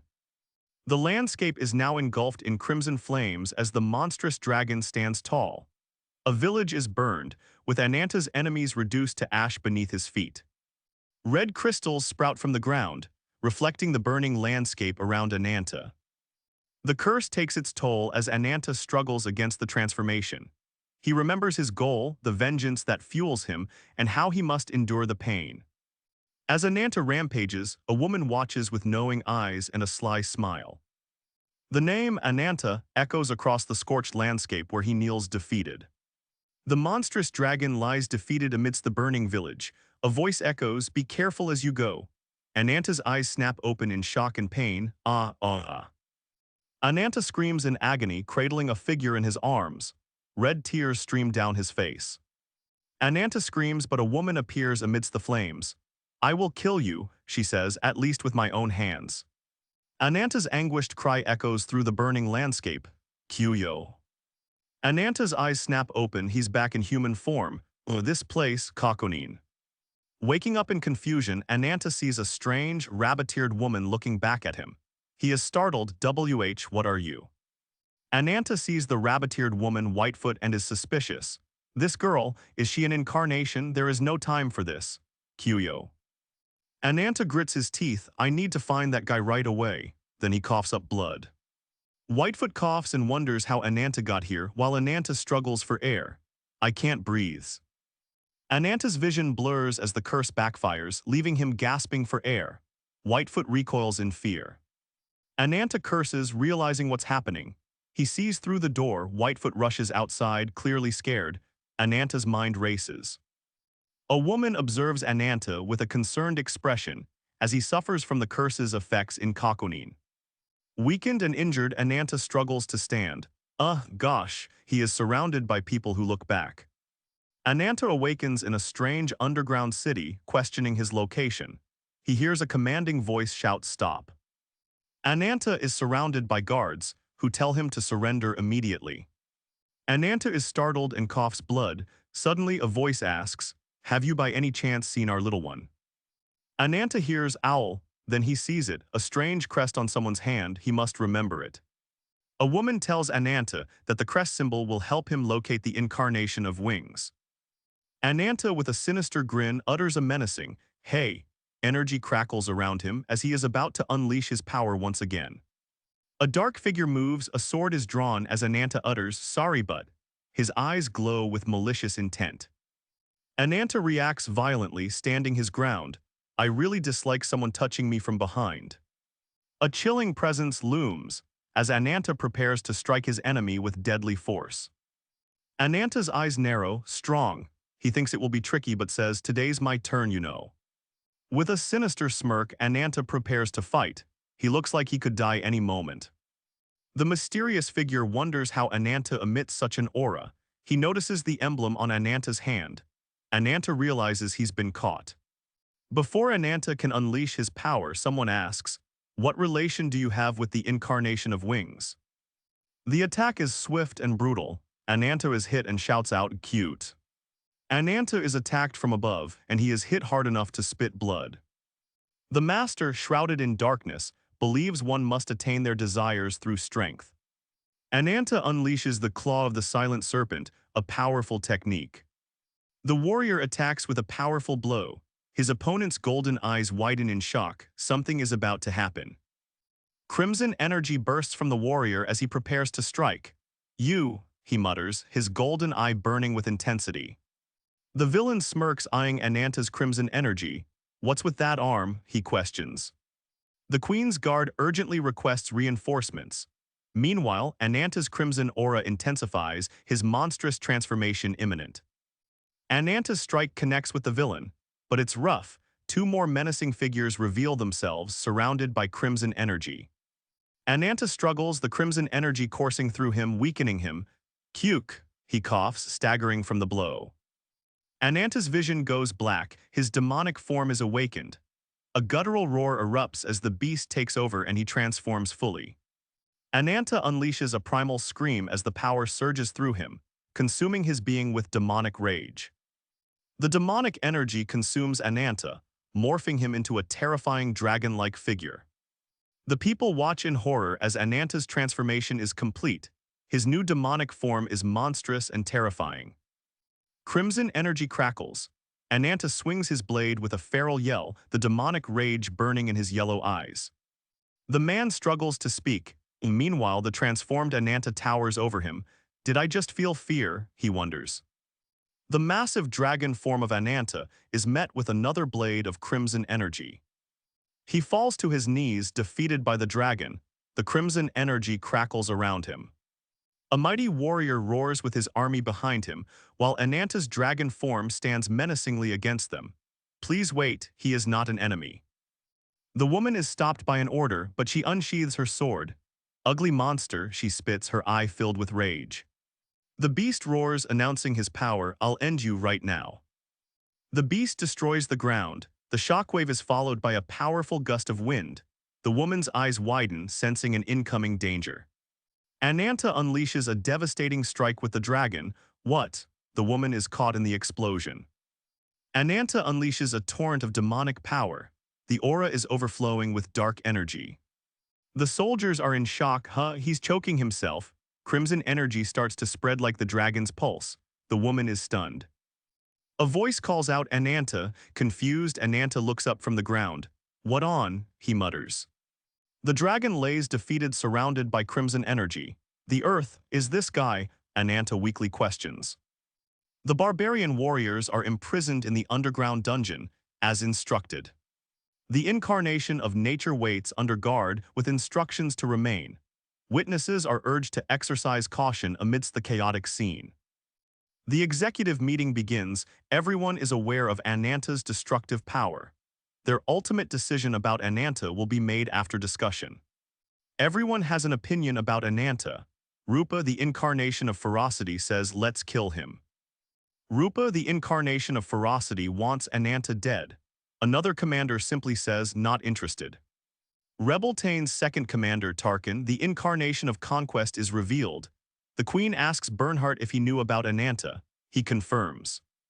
The woman demands, are you joking, bringing a monster here with no warning? Bernhardt is questioned for his actions.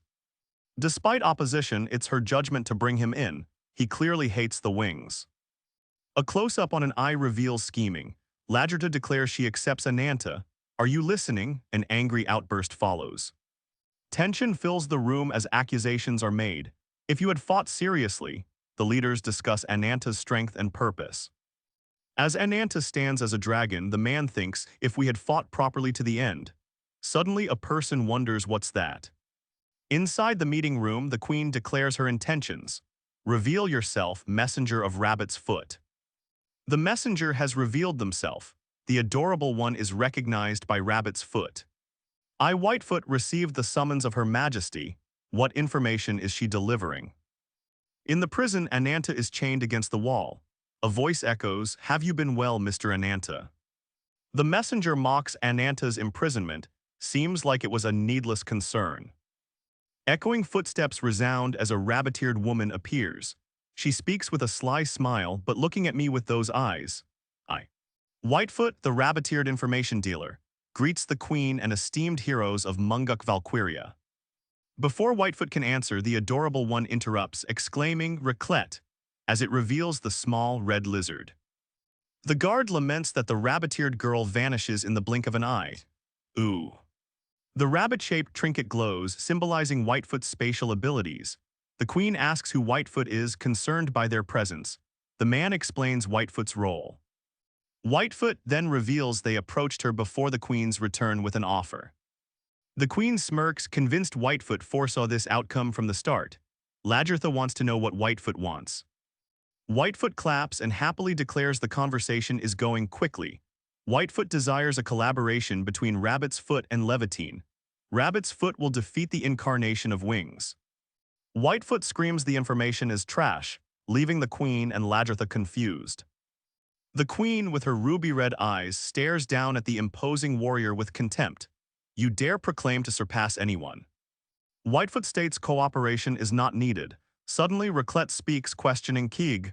Then it roars Kaig. Raclette's piercing roar of Kaig seems to resonate in the distance.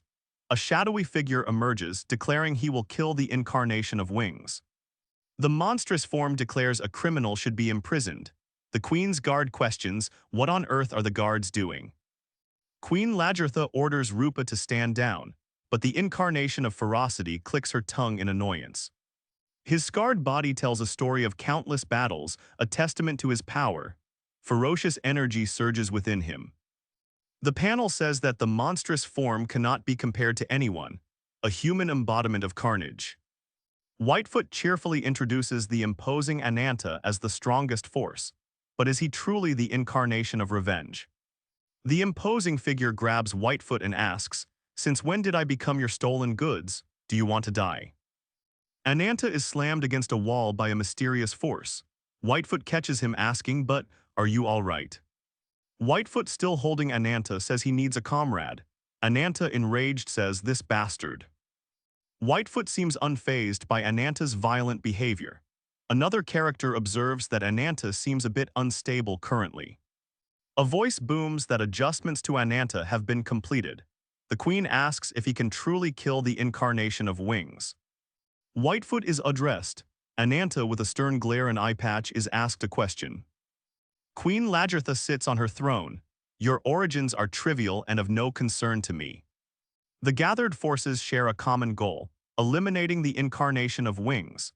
This grudge fuels Levitine's conviction against their shared enemy. He knows they need to defeat the enforcer first.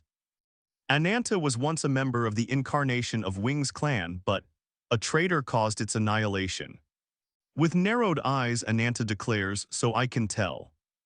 Ananta demands to know the red-haired queen's name. She responds, "Lagertha Einherjarda." Ananta wonders if the queen asked if he could kill the wings. Ananta's rage simmers. "I am one with a curse. I can strip away their power." Ananta declares he will kill the incarnation of wings. An observer asks, "What's this guy talking about?" Rupa is furious. A smile spreads across Lagertha's face as she declares "Kek" and laughs triumphantly. Lagertha calls Ananta a shameless fellow. Ananta is seen recovering from being slammed. "All right." A voice booms, swearing by the queen's honor that Levitine will cooperate with Ananta. A woman asks if the queen is in command. The archer beside her says, "Yes." The red-haired Rupa with an eye patch demands, "Bring Nadia over here." Heavy steps echo. The queen's guard with her distinctive armor advances. "Nadia." A commanding voice echoes through the fortress, "Come on in, Behiron." The dark figure awaits inside. Behiron, the queen's guard, stands over the defeated monster. Blood splatters on the floor from the battle's aftermath. Images of past villains loom above a crazed child. The broken body of a monster lies before the child. The long-haired, silver-eyed man chuckles. "We were just celebrating the birth of the third seat." The shadowy, horned figure states that everyone has gathered, as instructed. A commanding voice rings out demanding, "Open the door." A powerful force shatters the barrier, revealing what lies beyond. Horrific screams echo around the mysterious room as a barrier breaks open. The creature's horrifying screams fill the abyss, their red eyes gleaming ominously. The title card displays the manhwa's title, the roaring dragon's emblem. The master watches as beasts with glowing red eyes emerge from the shadows. The master's eyes narrow, his lips curling into a subtle sneer. "Remember this," he commands with a growing confidence. "You have all been rejected by God." The sinister figure grins, red eyes gleaming. "There's no return to your original form." The master speaks to the beasts, an order given in the darkness. "Know the humiliation," he commands, his influence spreading. The master declares that those who are not acknowledged, who have been scorned, have submitted to him. The winged being proclaims irrationality, questioning if their power proves existence and life.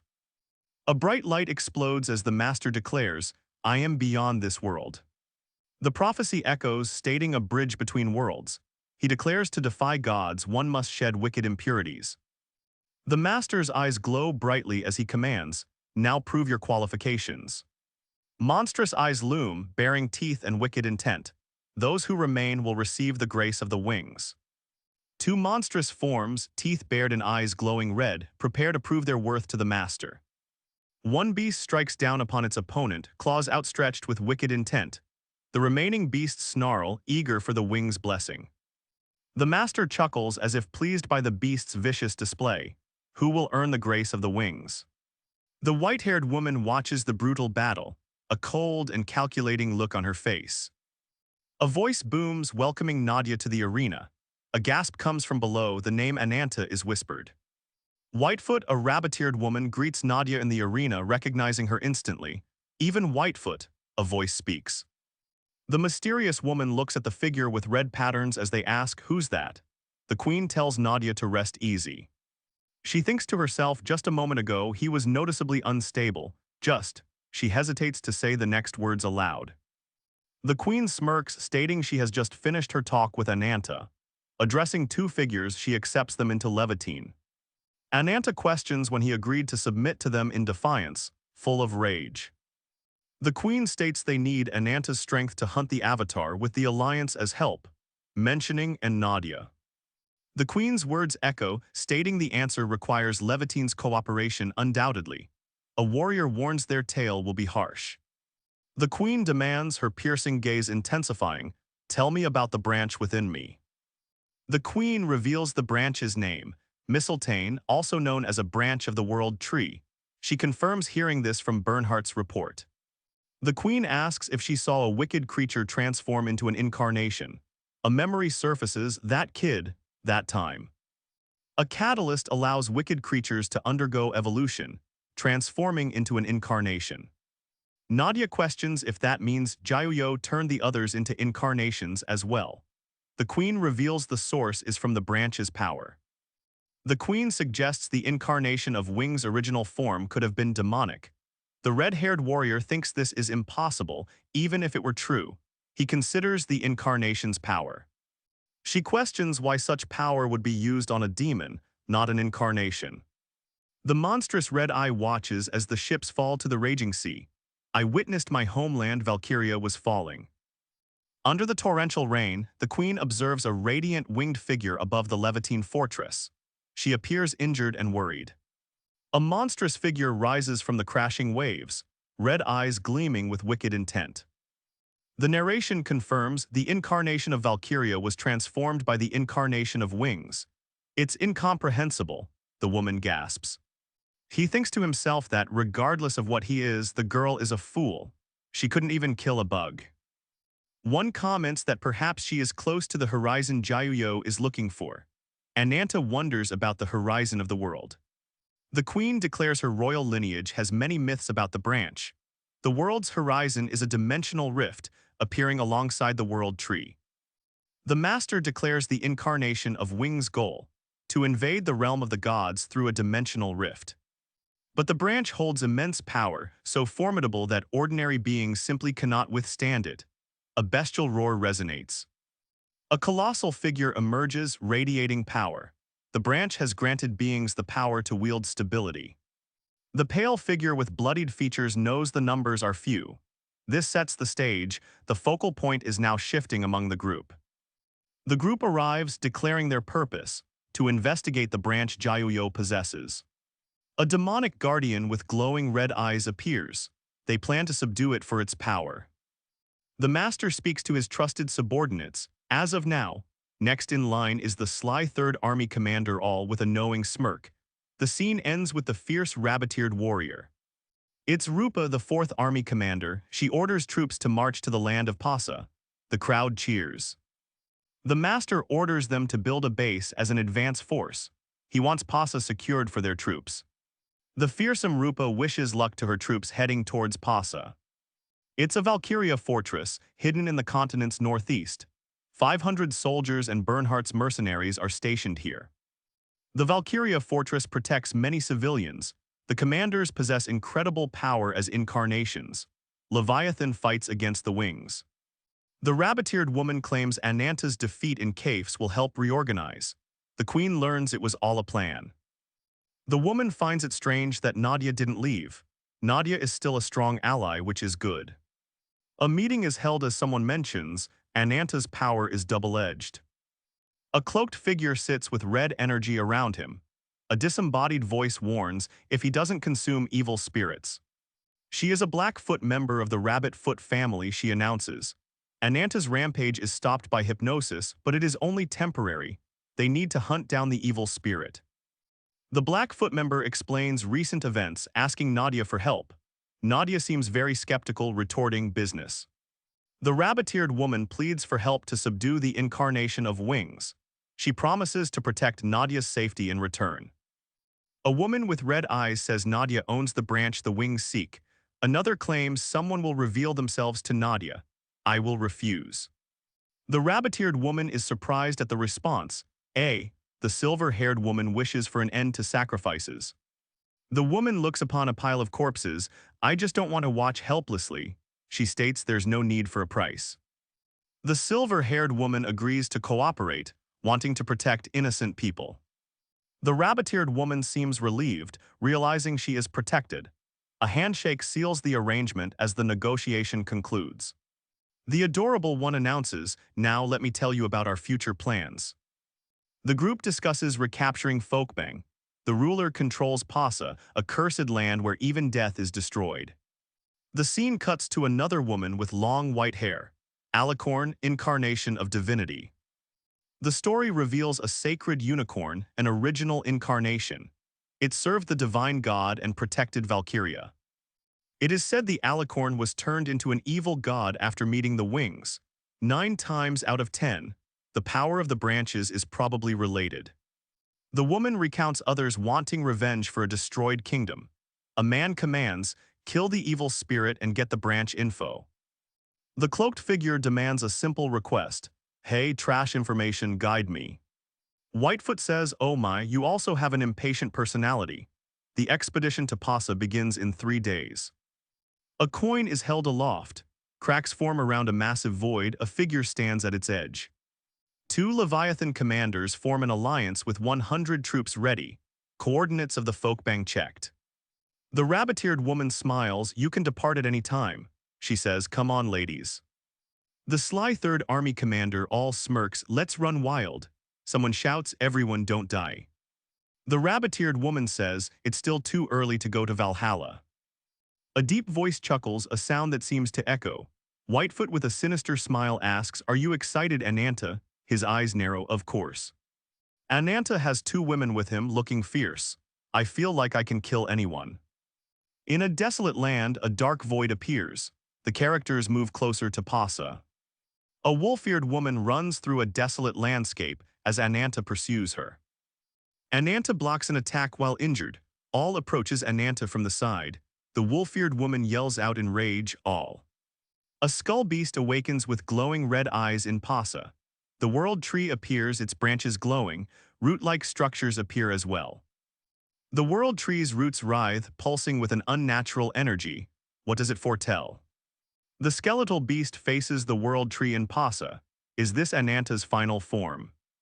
A massive explosion erupts near the base of the world tree. All and the wolf-eared woman rush toward the chaos. Ananta battles the tree beast, the energy surrounding them intense. The creature's eyes glow, filled with red malice. Ananta's monstrous form looms, a skull beast with glowing red eyes. It is horrific. The skeletal beast's power obliterates everything around it. Down below, commanders ready for a battle against a god. The wolf-eared woman and all are standing next to each other. Woo, next panel, this mission. A horned figure stares intensely. Then she smiles. "I think it will be more fun than I thought." Deep within the White Lotus Temple, Ananta rests against a tree while Whitefoot checks a pocket watch. Whitefoot checks her pocket watch with a hum and murmurs, "This land, it seems." From the shadows, Rupa's face is revealed. "Owl Rupa," she says, summoning her commanders. Bernhardt outlines the joint operation between the 3rd and 4th Divisions. Valkyria once defended itself from invasion using these monstrous wolves. The Queen states their top priority is breaking through with a stronghold. They will be the pioneers. All questions the need. The plan hinges on Whitefoot's abilities. If there are flaws, she'll have to fix it. The only safe area is the forest south of the Royal Road. It's a dangerous mission. They plan to use Ananta and Nadia as allies in their coalition. A voice scoffs, "Just me and Owl will be enough." The panel shows 2 strong women, Rupa then Ragelsa. 1 week after the mission starts, they meet Ananta at the main base. Ragelsa reminds them, also, don't die, make sure to embrace your comrades. Ragelsa seems to be talking to Ruby. An earthquake-like tremor occurs in the landscape. The tremor escalates into a cataclysmic burst of flames, engulfing the landscape. Queen Ragelsa and her guards seem to be analyzing what has just happened. Ragelsa clicks her tongue in annoyance and thinks about the fire that has erupted. Someone notices Rupa's displeasure. Before entering the forest, they tell her to catch her breath. Looking over a field of swords, the figure says, "Comrades." That's a disrespectful term for those who departed. The queen dismisses the idea of comradeship. "I can't acknowledge such an unidentified fellow, Rupa." A voice rings out, startling Ananta, who clutches his chest in pain. The wolf incarnation stares at him. He's weaker than expected. Whitefoot remarks on Ananta's weakness, needing protection to even move.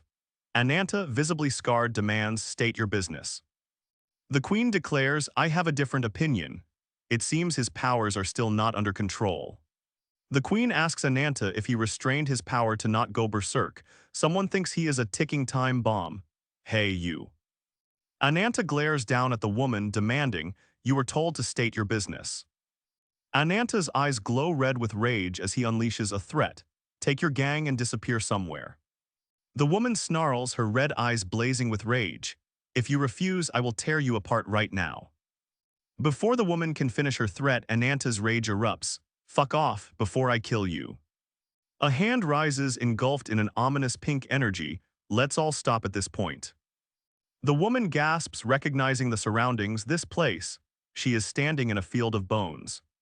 A surge of energy explodes in the field as a figure groans in pain. "Ah." The woman's face is drawn in confusion, her cat-like ears twitching. Up above, Lagertha and her warriors stand firm. The woman asks if she is being told to avoid a fight. The rabbit-eared woman warns, "Anything beyond this point. Her void hypnosis will make you cross the line." Ananta resists. Her golden eye widens, a silent gasp escaping her lips as realization dawns. The rabbit-eared woman is struck back by an unseen force. "Kaya," she exclaims, confused by what happened. The ground shakes as a colossal serpent descends upon Ananta and the others. What is this monstrous beast? Suddenly, Rupa's name echoes across the battlefield. Where did this come from? The colossal serpent looms over, the order echoing, "Only bring 10 members with you." A man, surrounded by armored figures, confirms, "We are pursuing them." Before anyone can react, the ground trembles as spectral steeds rush through the field of bones. A hand grips a branch emanating green energy, labeled Yggdrasil. The queen looks up in horror, ordering, "Everyone prepare for battle." Dead beasts on stakes arise. A voice cries out, "They are coming in hordes," as spectral steeds appear. A commanding voice cuts through the chaos, "Hold your tongue." As the spectral steeds approach, a massive multi-headed serpent appears before Ananta and the woman. They seem to be protecting each other from the incoming threat.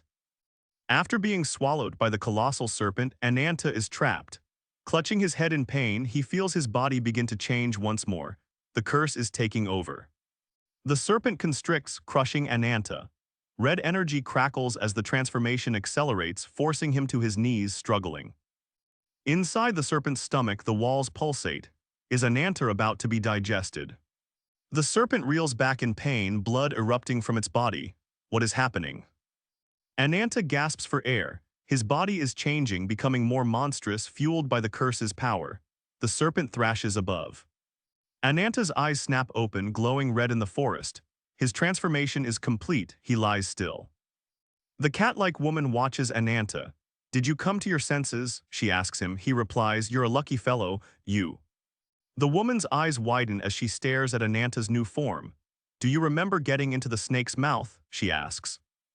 Ananta explains their escape. Ruby stares at him, wide-eyed and in disbelief. "Did he really protect me?" she wonders. Ananta's regeneration is slow. He can't move just yet. Ruby notices liquid nearby, wondering if it is toxic. Ananta grabs Ruby by the arm. He will not let her wander. Ruby looks at him in shock, asking why. Confused and afraid, Ruby asks Ananta, "WH, what are you doing?" She tenses in his grip. Ananta's grip tightens as he commands, "Keep your mouth shut." The enormous serpent tail moves nearby, still very much a threat. 3 massive serpent heads descend towards Ananta and Ruby. The danger is far from over, they are trapped. Giant snakes surround them. The surrounding area feels uneasy, a demon or spirit of some kind may be present. Ruby asks if he intends to fight. Ananta replies that he cannot fully control the curse right now, something is drawing near. Ananta declares he doesn't intend to be eaten alive. He acknowledges that he has two options. Ananta contemplates the options, face the serpent's onslaught or escape and find allies.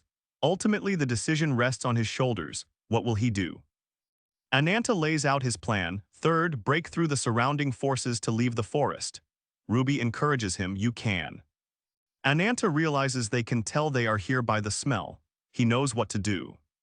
The woman explains that reinforcements will only result in more casualties. She wonders if they have any other viable option. Ruby is distraught and hesitant. I don't like it, but Ananta tells her to lean on him. He needs her help. Ananta commands Ruby to hold on tight so she doesn't fall. The serpent looms. The ground trembles as the enormous serpent towers over Ananta. They are greatly outnumbered and cornered. The serpent lunges forward, jaws wide open, attempting to devour Ananta and Ruby.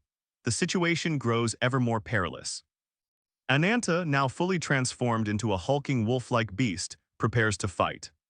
Ananta in his wolf form breaks through the serpent encirclement, Ruby clinging on for dear life. We're almost out, hold on. Ananta thinks fighting the serpent swarm might reduce the overall danger. His wolf-like form snarls, ready to rip and tear. Someone emerges from the serpent's jaws. It appears to be an incarnation. Ananta notices the familiar crest symbol. A figure sits calmly on a throne of serpent. He apologizes but declares that no one will pass. The figure commands, gather. The massive serpents heed their master's call, surrounding Ananta and Ruby. Ananta yells fast, can we evade? He struggles to pull Ruby away, trying to escape the serpent's grasp. Ananta is being constricted. The serpent's grip tightens on him, but Ananta shifts his form. The transformation is becoming more uncontrollable. Shit. Ananta roars in pain as the ground around him cracks. The curse is ripping him apart. Ananta prepares to unleash a devastating attack. He whispers to Ruby with this. As Ananta collapses nearby, Ruby appears to have passed out. Above, the figure mocks Ananta's sacrifice, declaring it a futile action. The figure narrows his glowing eyes, a chilling presence washing over the scene. Ananta's eyes glow with rage, his voice distorted by demonic power. Do you want to be beaten too? A monstrous horse creature howls in the distance. The man prepares his silent strike. The man unleashes a powerful strike. His heavy lance pierces the monstrous horse creature.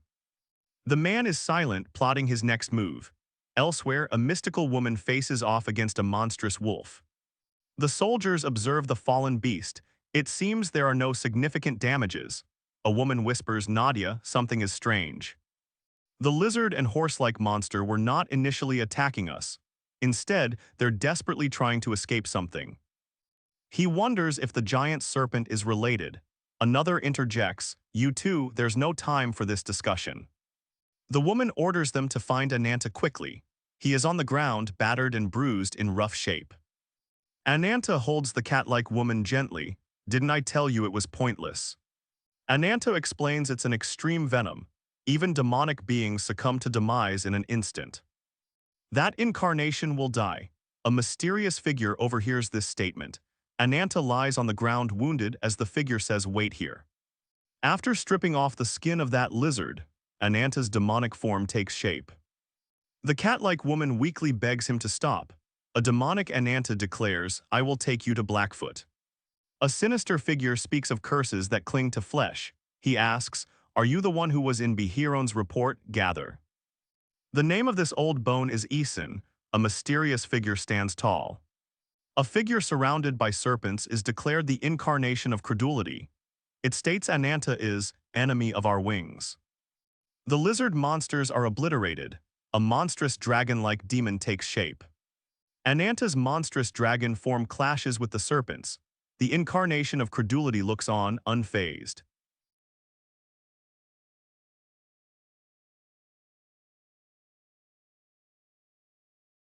The mysterious figure is surprised by Ananta's monstrous dragon form. Fast, the dragon clashes with multi-headed serpents. The serpents lash out at Ananta. He struggles, blood splattering as he cries out in pain. A sinister figure laughs maniacally. Ananta's monstrous dragon form possesses incredible power. But the incarnation of credulity's serpents are massive. Ananta transforms and towers over him, declaring, "It's not enough to stand against me." A voice booms against me. Ananta's demonic form is injured and on the ground. Ananta grunts, struggling against the serpent. The incarnation of credulity stands firm. Ananta's demonic form struggles. He is surprised by the serpent's power and asks, "How?" Then Ladjatha wonders aloud, "How can you sacrifice your life, a comrade?" A figure wonders who they can trust with their life. Rupa affirms she is willing to entrust hers to them. Ananta transforms into a monstrous wolf-like creature. "Sorry, Ladjatha, I don't think I can keep that promise." Ananta's dragon form attacks. The incarnation of credulity struggles against his might. The incarnation of credulity's serpent form crumbles. Ananta's wolf-like demonic form roars in rage. The fight continues. The lizard-like monster looks at something. I couldn't see it. The lizard-like monster is torn apart. Ananta's attack was too strong for the creature. Ananta's wolf-like demonic form howls in rage. The lizard-like monster is completely obliterated. Arg, Hyok. The serpent roars in fury, Kaug. A menacing aura surrounds Ananta, ready to strike. The sinister monster howls with rage, the sound echoing menacingly. Ananta's transformation is far from complete. The defeated lizard creature roars as energy explodes upwards. Its destruction is catastrophic. A massive serpentine monster emerges, Qetzalcatl. It roars as the ground rumbles. A colossal figure emerges from the devastation. Injured on the ground, Ananta says, "I apologize, incarnation of conquest." The dragon opens its massive maw. The battered figure on its back proclaims the mission to repel the intruders. The battle is fierce, but a speech bubble shows has ended in failure. The colossal dragon-like figure roars, questioning the prestige it faced moments before. Ananta, now in a red demonic form, simply states, "Wrong." The curse overwhelms him. Unleashing it is devouring a malevolent spirit known as predation, not completely subduing the enemy. The curse's energy explodes, seeking to engulf everything around it, to prevent her meddling. Predation stands before Ananta. "I must find a way somehow." The curse takes over and Ananta transforms. The inscription of sacred blood appears as the beast claws at its mind. The predation screams as a demonic wolf emerges. "I will leave." The figure's body is bathed in red as it says, "The rest to you." The beast bursts out of its restraints, red and black smoke billowing outwards. Ananta's transformation nears completion, his body becoming a grotesque, hulking beast. What power will he gain now? The transformation continues. Power overflows as if, what is Ananta becoming now? It feels like swallowing an unquenchable flame as the beast roars once more, but even this monstrous form, it's not enough. As Ananta's monstrous form takes shape, a dragon-like figure soars above, sensing the shift in power. But is it enough? Cracking sounds echo as the transformation intensifies. The beast is taking form. The monstrous dragon-like form now commands, "Kill." The pressure is immense as Ananta's transformation seems complete. The monstrous dragon form, now fully realized, declares, "I will devour it." Ananta collapses, beaten and exhausted. High above, a winged figure watches the battlefield below. With the words, "I will leave, the rest to you," a large red demonic eye fades into nothingness. What awaits Ananta now? Far away, two soldiers trek through a dark forest. Those crimson eyes watch from afar. Elsewhere, the winged woman speaks with a guard. What scheme is unfolding now? Someone exclaims, "Thank God, are you awake, Rupa?" Rupa, bandaged and injured, weakly replies this. Rupa groans in pain while bandaged.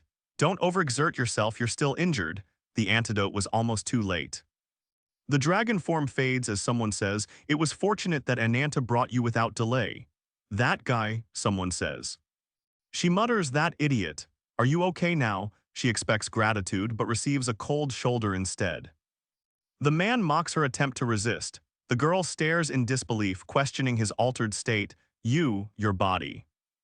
Ananta warns them to stop acting foolish and to no longer incur debts to him. The girl, injured and bandaged, says, "Even if you say that." Despite Ananta's coldness, she can't help but call him an idiot. As Rupa rests, she'll recover quickly. "Thank you, Ananta," someone says. I express gratitude on behalf of my comrades. The group recalls fighting someone under Jayuyo's control, Ishin, who could summon snakes from shadows, but they were mindless clones. Captured alive, the group had been intruding on the domain of Pasa. The pair are under the colossal dragon's gaze. They were commanded to return, but for what reason? Well, I don't know either. Ananta says that he can still vividly feel it. The girl replies, definitely. She notices the curse has stabilized in Ananta. Ananta winces in pain. Whitefoot smiles, such a significant effect with such a small portion. A sinister voice echoes, wondering what happens if the branch is devoured entirely. I'm curious about what the outcome will be. The incarnation of credulity sitting by the fire is the sixth seat of Sephiroth. The incarnation of credulity says, of credulity Ishin. Someone questions Sephiroth, what is that? They guard the incarnation of wings. The incarnation of wings bestows the power of the branch to 10 powerful individuals. These warriors are known as the 5 disciples. Ishin revealing himself means one of Jayuyo's 5 disciples could appear as well. The top disciple of Sephiroth holds great power. With each move, Ananta's transformation proves to be devastating and dangerous. Exhausted, Ananta gasps for air as the mysterious figure mocks him. You're wearing the expression of frightened livestock. The mysterious figure mocks Ishin, asking if his pride is wounded. The incarnation of conquest faces disgrace with no escape. The sinister figure asks, what was your role? The old man, covered in blood, replies, blocking the passage to the land of Pasa.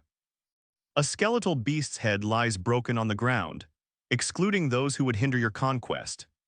Gahan, the incarnation of domination, second seat of Sephiroth, orders them to take the lead. A rift appears, showing Jayuyo and Ishin on the other side. Jayuyo's objective is within sight. Another monstrous creature watches them from the shadows. The scaled figure clenches their fist, muttering, lowly wicked bastard. The battle seems to be far from over as someone speaks. You seem full of energy, Gahan.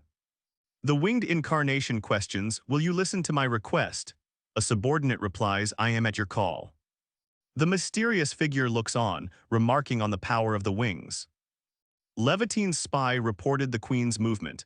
They are preparing an army to set out for the land of Pasa. Is the purpose the incarnation of divinity? Something lurks behind, a failed attempt to bloom using branches. Jayuyo orders it destroyed. Someone wishes to do it. The incarnation vows to eradicate humans. He asks Ishin if he remembers Baltsak. The other confirms. It is revealed that Ananta is cursed by the black dragon Azidahaka. Baltsak, who was defeated, is now in Levitine. One of the incarnation members suggests that they move alongside the incarnation of conquest. They wonder what his name is. Gahan, the incarnation of domination, stands over a corpse. Beside him is Behiron. Gahan's strength makes him and Behiron an unparalleled pair. Among the Sephiroth, he's one of the greatest, and also one of the most dangerous individuals. Despite that Gahan is disloyal, he's tasked with the mission. Others question why. The figure addresses Ishin, asking if he knows the object. He reveals it is an imperfect branch from Alicorn's heart. Gahan thinks that the branch is inferior to theirs. He seems pleased and feels he's fulfilled Jayuyo's orders. The branch from Alicorn's heart is suddenly being guarded. The Sephiroth leader is at the ready. Ishin questions Gahan's actions, asking, what are you doing? Gahan smiles sinisterly, replying, I told you, didn't I? With great intensity, the figure exclaims, I will conquer the enemy. The demon once ruled over Pasa, followed by a formidable army. One asks, how do you think everything is going to turn out? The mysterious figure stares in disbelief, muttering, these are. Before him is a terrifying hellscape. The panel declares Gahan as the strongest spear and incarnation of wings. He prepares to strike with a sinister aura.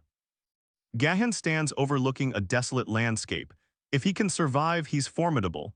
Gahan says, I should prepare a worthy stage for him. Gahan confidently says, I will be waiting, Ananta. Time passes. A week later.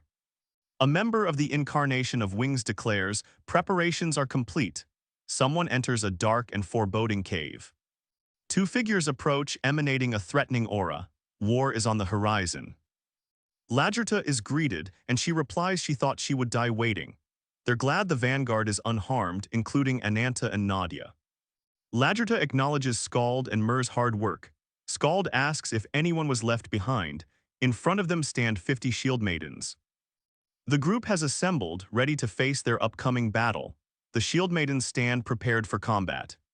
The queen asks, how does it feel to step on the soil of your destroyed homeland? Ananta remains silent. Lagerta gazes upon the wasteland, whispering, my homeland. A figure answers, Your Majesty, Queen. The queen's subordinate confirms that they know of the current situation. A week ago, a massive pillar of light appeared. A stern woman appears, observing the land. Another rabbit-eared woman appears. The sixth seat and the power of the branch. The queen suspects a trap. The situation has changed, differing from their anticipated plans. It'll take 3 days to mobilize. The queen faces forward. She asks, still, will you proceed forward? The queen is flanked by her sisters. They are standing on what was once their homeland, lost long ago. Lagerta vows before fallen comrades to revive Valkyria for the sorrowful people. She clenches her fist with unwavering resolve. Standing before her people and fallen comrades, the queen prepares to speak. The queen declares, your sacrifice was not in vain. It was possible because of the blood and sweat you shed. The queen rallies her troops, asking her comrades to fight alongside her. They raise their fists and cheer, long live the queen. They cheer on their queen's strength and resolve, long live her majesty the queen. Ananta, with a reptilian creature by his side, grunts. The queen's army chants, long live the queen, Folkwang is the goal.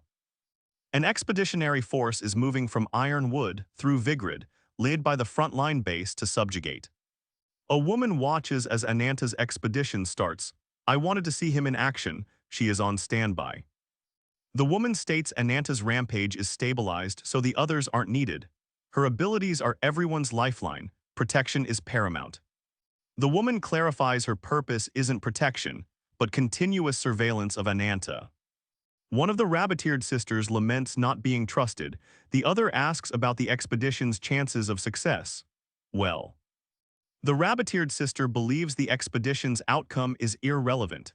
She desires Ananta to grow stronger, no matter the cost. A large spear is thrown, with a large explosion following the impact. The large serpent hisses as the 2 expedition members raise their weapons. An arrow pierces the serpent's thick hide. The warriors struggle against the serpent onslaught. Everyone keep advancing, a soldier yells, pushing forward despite the overwhelming odds. The commander shouts, warning of an attack on the right flank. Gather together each unit, shield wall. The man is called Ruby. A red lizard monster is perched on his shoulder. Raclette moves forward, sweep them away. A huge fire blast destroys everything in its path. The cloaked figure watches the chaos unfold. For a while, there may be no need for me to intervene. They are breaking through the enemy encirclement and advancing against the current. One mistake can mean their annihilation. Lagerta strides forward determined. Her sharp gaze pierces the chaos around her. Lagerta knows the incarnation of credulity is here. She believes her soldiers can overcome the danger with their training, even in Passa's heart. A voice booms, wondering why alicorn and demonic creatures are absent. Her Majesty is informed, look over there. The vanguard reaches the Vigrid surveillance tower, now swarming with snakes. A figure welcomes those who defy the wings. A mysterious man speaks, promising a miserable end through a strange mirror. A girl prepares to shoot, defiant, no. The man says it's petty venting of an old man's anger. What's about to unfold? The man with the mirror is empowered. Below, the winged serpent approaches the tower, watched by Lagerta's troops. Lagerta is stunned and looks up in disbelief, exclaiming, that's. From above, a grotesque mass of veins pulsates, looming. Below, Lagerta shouts a warning, everyone. Lagerta shouts, keep defensive formation. An ominous bird creature descends towards a pulsating, grotesque mass of flesh. The tower is struck by a powerful impact, causing a massive explosion. The queen charges forward, spear in hand, ready to face the approaching danger. A warrior with an eye patch and a horned helmet looms. Below, a dark figure stands amid the destruction, watched by glowing red eyes. A monstrous centaur stands before the troops. Its voice booms, you are you. A terrifying, grotesque creature looms above. Lagerta yells, "Everyone take cover, it's the alicorn." The grotesque being is forming. Above, a command rings out, "Become incarnate." The alicorn lands, striking with immense force. Serpents hiss menacingly as soldiers cry out in terror, overwhelmed by the creature's sudden arrival. The woman shouts, "Release them, Scald has been impaled." "Step back, Scald, you must not touch that." A tower with eyes rises from the ground. The winged serpent approaches. An ominous mass descends from the sky. The grotesque alicorn descends upon the queen's forces, a terrifying vision of death. The alicorn stands tall, a monstrous form looming over the battlefield. It is commanded, "Demonstrate the overwhelming difference in power." A monstrous dragon descends, its presence shaking the earth. A dark, ominous power radiates from its form. The monstrous alicorn strikes down with its massive, skull-like jaws. A figure barely dodges the deadly attack. Ananta transforms into a wolf-like beast with glowing eyes and sharp claws. The transformation is marked with the seal of sacred blood.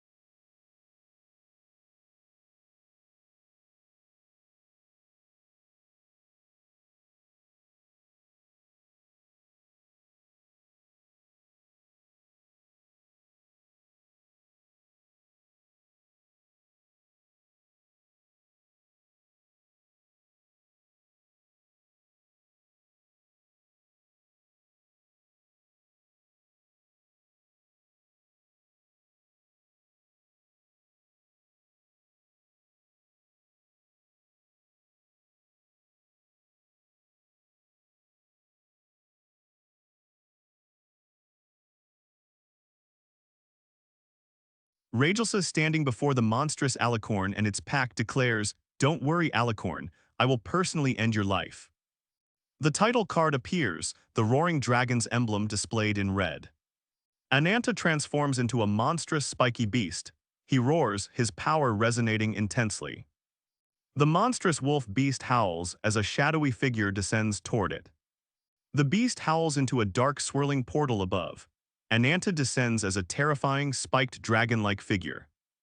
The hulking dragon beast spirals down, entering the darkness swirling below. The monstrous dragon descends into the swirling darkness. A worried woman with animal ears screams, "Ananta." The spiky wolf-like beast stands tall, splattered with blood. A voice booms from below, "You bastard." The hulking beast with many tentacle-like necks drips with a sinister aura. Ruby trembles, utterly shocked by Ananta's new appearance. The hulking beast is now surrounded by many tentacle-like jaws. It faces a man with a blade and a cat-eared woman. The multi-headed beast is being sliced by a chakram attack. The attacker lands firmly, ready to continue the fight. Ruby, consumed by rage, screams, "Die!" A blast of green energy hurtles toward her. Behind the blast, a pair of piercing golden eyes watch intently. The woman cries, then screams, "Owl." A blast of green energy hits Owl directly, leaving him bleeding. The one-eyed serpent man declares, "I'll personally carve the flesh off you like no one else." A large serpent waits below. The serpent looms above as a green blast hits the ground. The hooded man grunts, "Darn it, things are getting complicated." The green blast explodes in the distance. A voice yells, "RUPA," as a red and black wolf beast approaches. The serpentine dragon bursts through the ground with great exclamation, a blue beam charging. The dragon swoops through the air, evading the serpentine dragon's attack. The one-eyed serpent man is surprised. An archer draws back, calling upon the spirit of the free wind. The archer calls upon wind protection as the units charge. Ananta thinks, insignificant. Serpents loom above and one voice declares, "Damn humans," grouping up. A wolf-like beast leaps towards a towering dragon on a crumbling wall. Sounds of impact echo. The hulking wolf beast snarls, revealing sharp teeth. A voice echoes, demanding, "Where's your right arm?" From below, another yells, "This fucker." The man with the mask leaps toward the hulking beast. A title card reads Season of Ferocity. Light explodes across the battlefield. The ice spears penetrate the ground. A large serpent crashes through the frozen earth. The man stands, catching his breath, and coldly declares, "There's not a virtuous thing about you." The wolf beast prepares to strike, declaring, rather than that, it pauses as it hears someone yell Ananta. Then another dragon appears. The woman says he is heavily injured and needs treatment. She then yells, "Pull yourself together, Ananta." Someone leaps toward Ananta. Simultaneously, a large, four-legged creature stomps forward to confront him. The soldiers raise their shields, yelling, "Prepare a self-defensive formation." Another demands they protect Her Majesty. The queen is shocked. A soldier is thrown into the air as Ananta unleashes a scream. The ground is littered with bodies. The bone-armored wolf beast prepares to strike again. It's covered in blood, its eyes blazing with intense fury. The hulking beast is locked in combat. Below, someone shouts, "Your Majesty." A voice urgently commands Nadia hasten Ananta's treatment to win this battle. Lagerta declares, "We need his power." A blinding light emanates below as someone harnesses a dangerous power. Fraggrach is written as a figure charges forth with a golden sword attack. The hulking beast with multiple eyes unleashes an earth-shattering beam of energy. The attack scorches the ground. A massive explosion rips through the battlefield, shaking the very ground beneath them. High above, the scene looms over a lone figure atop the clouds. The woman with a sword walks forward as a mysterious man with a horn says, "It's sad, Alekin." The voice echoes, remembering Ananta fondly, "The image of you is gone, ugly." The man grips his sword tightly. The woman charges, a ferocious look on her face, "Let me end you." The woman, Alekin, cries as she mutters, "La." She is deeply saddened by Ananta's transformation. A monstrous figure looms with a skeletal face, asking Princess Lagertha. The group arrives at what appears to be a palace, and are worried about Lagertha's safety. A figure questions Alicorn's presence on the dangerous tower. He scoffs, declaring he fears no heights while above others. He continues to speak. Alicorn, looking stoic, declares he'll stay by their side. From above, a mysterious figure shouts his name. The figure smiles, assuring he's there.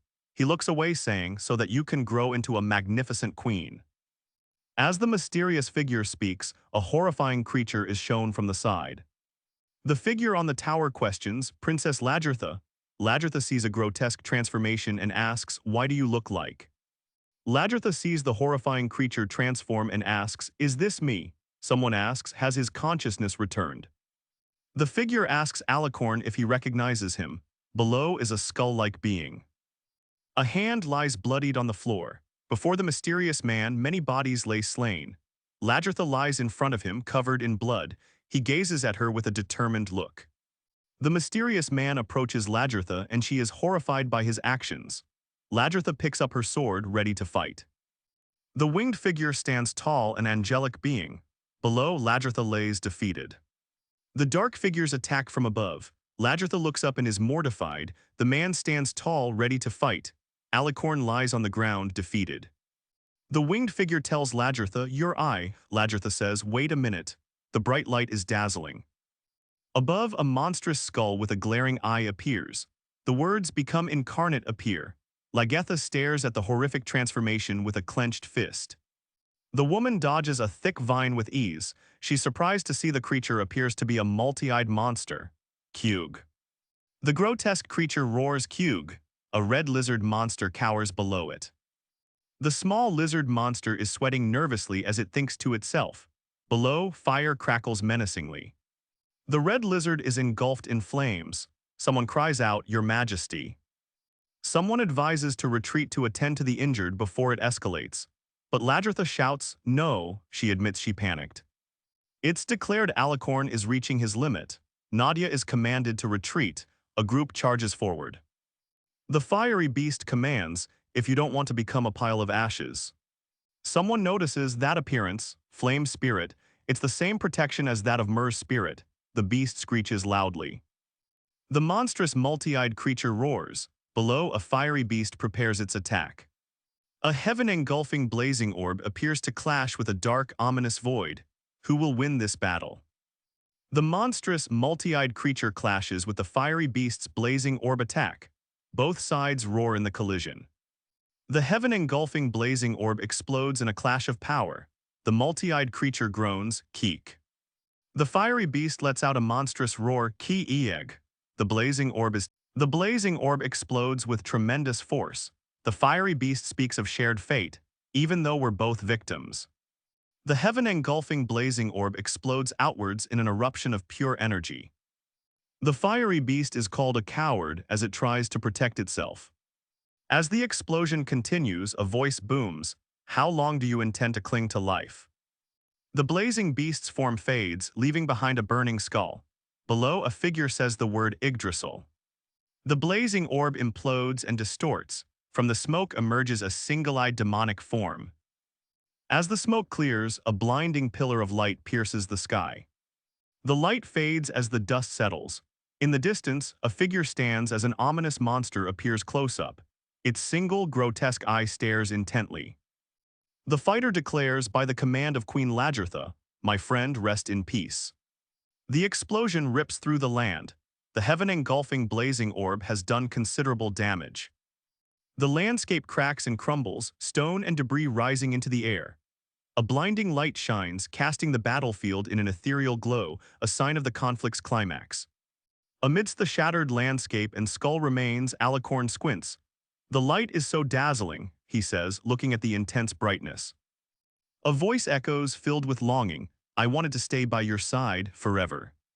Alicorn smirks, his eyes gleaming with a hint of amusement, as if he is enjoying this moment. With her back turned, the red-haired woman says, "Farewell."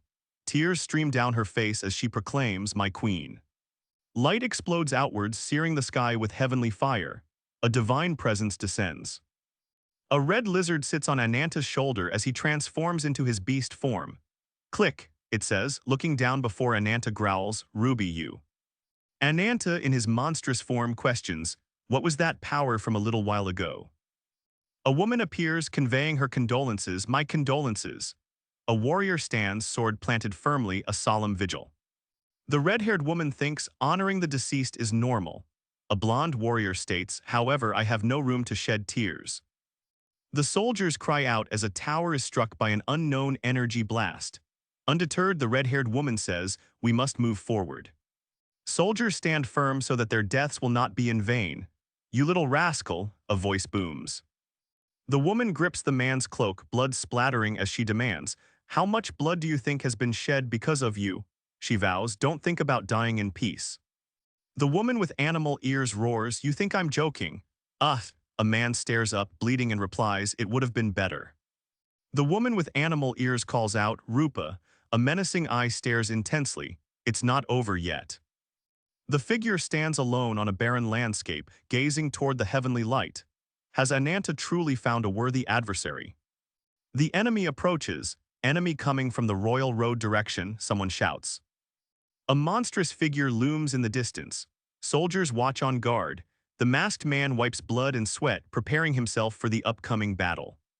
The world trembles, the energy crackles as if reality itself is being split. The man's eyes widen in shock. The Vigrid surveillance tower explodes, with chunks of stone and rubble flying outwards. More chaos erupts below at a second, smaller tower. The masked man's eyes dart to the side as the red energy engulfs him. He braces himself, ready for the impact. Ananta clashes against the light. The investigator was talking about, he thinks as he stares with rage. A voice booms, stating Yahello has loyal followers.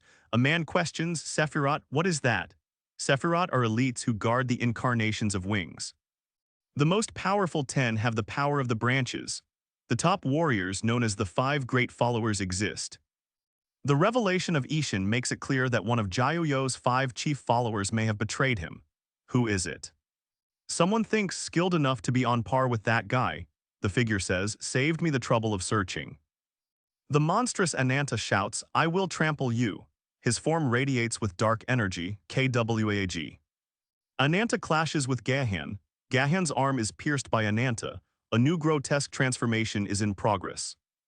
The foe curses Ananta, exclaiming about his abnormal physical strength as Ananta lunges. The foe thinks to themselves, He seems to have an absurd regenerative ability. The foe withstands Ananta's attack, but the force is immense. Ananta comes crashing down, making the land tremble. A sound echoes. Ananta is screaming Ruby as he emits a bright golden aura. What is happening to the duo? Ananta's rage manifests. Golden energy bursts from his demonic form, a terrifying display of raw, untamed power. Before him appears a monstrous eye, causing him to exclaim in shock. Two warriors are seen rushing towards their target. Ananta's current state is revealed. He is battered but ready for more. Ananta's power explodes, clearly surpassing the limits of a mere incarnation. Ananta, in his dragon-like demon form, spews fire from his mouth. Another figure is seen in a defensive stance. From within the fiery explosion, a monstrous shape looms. Yggdrasil, the characters scream as the intensity continues to build. Smoke fills the air as the woman looks out. Her face is in shock, asking, "Is he dead?" The dust settles as Ananta stands amidst a raging fire, now engulfed in the golden aura. A brutal force surrounds him. A monster's power radiates, a beastly silhouette taking shape. Gahan, distorted and monstrous, asks, "What the hell happened to your body?" Ananta, standing tall, is recognized by the foe, who says, "I acknowledge you as my opponent." Ananta, still in his dragon form, commands the red lizard monster Keeg to step back. He calls out to Ruby. From above, Ananta declares he will fight. Below, a figure emerges, replying that he is the enemy. The armored beast scoffs, confident in its strength. Below, Ananta's dark, spiked form simmers with rage. Ananta is consumed by rage, focusing his power. "I just need to bring down the enemy." Ananta strikes with immense power as the two colossal figures clash in a destructive battle. The earth cracks as the armored beast is sent reeling back. Ananta stands ready for the next brutal attack. The armored beast's eye widens in surprise, and it is clearly in shock. It stumbles back. The armored beast retaliates with a devastating meteor strike. He's not giving up. Ananta delivers a devastating strike. The armored beast, now bleeding, falls to the ground, defeated. The armored beast and Ananta trade powerful blows.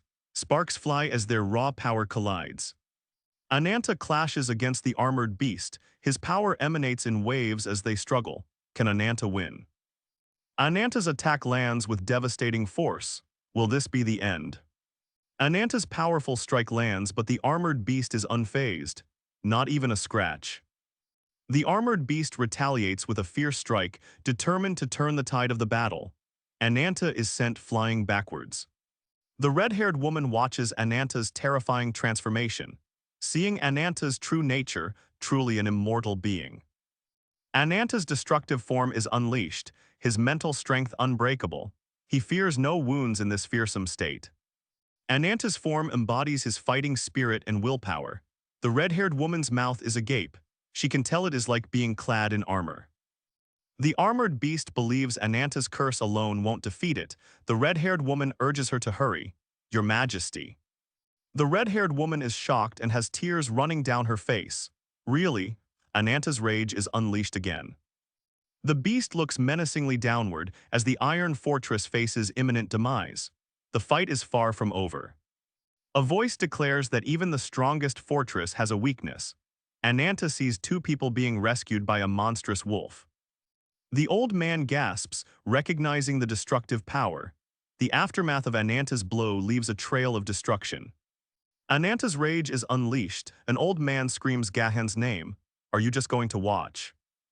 A destructive power is unleashed by Ananta. A red aura surrounds him. The strike shatters the land. As the dust settles, a monstrous green eye pierces through the smoke. Ananta transforms into a more terrifying form. The narrator declares, "The second round begins now." Ananta's monstrous form looms, a voice shouting, "You damn scaly bastard." The man realizes Ananta is using the power of predation. Ananta's monstrous new form looms over, his transformation shocking everyone. Impressive. The man is shocked that Ananta absorbed Ishin's power. A new transformation is occurring, Pangolin. The monster unleashes a big wheel attack. From below, a serpentine beast emerges ready to fight. It looks menacing. The hulking form of the serpentine monster towers over the land. A dark power gathers, ready to destroy everything. The man and the cat-like woman are caught in Serpent's grasp, a silent strike. The command to retreat is given. Ananta unleashes a devastating attack with his colossal serpent-like form. His power is terrifying. The hulking serpent monster crashes down with incredible speed. The ground trembles below. The earth trembles and Ananta roars in pain. His newest transformation is a spiky pangolin. Ananta's monstrous form exudes power. A commanding voice booms, "Kneel down." The hulking beast roars no and commands the snakes to gather. Does he mean to protect his new form? The armored beast struggles to control the multiple snakes. "Why are you getting distracted?" the beast proclaims. The narrator warns, in a fight for life, never take your eyes off the enemy.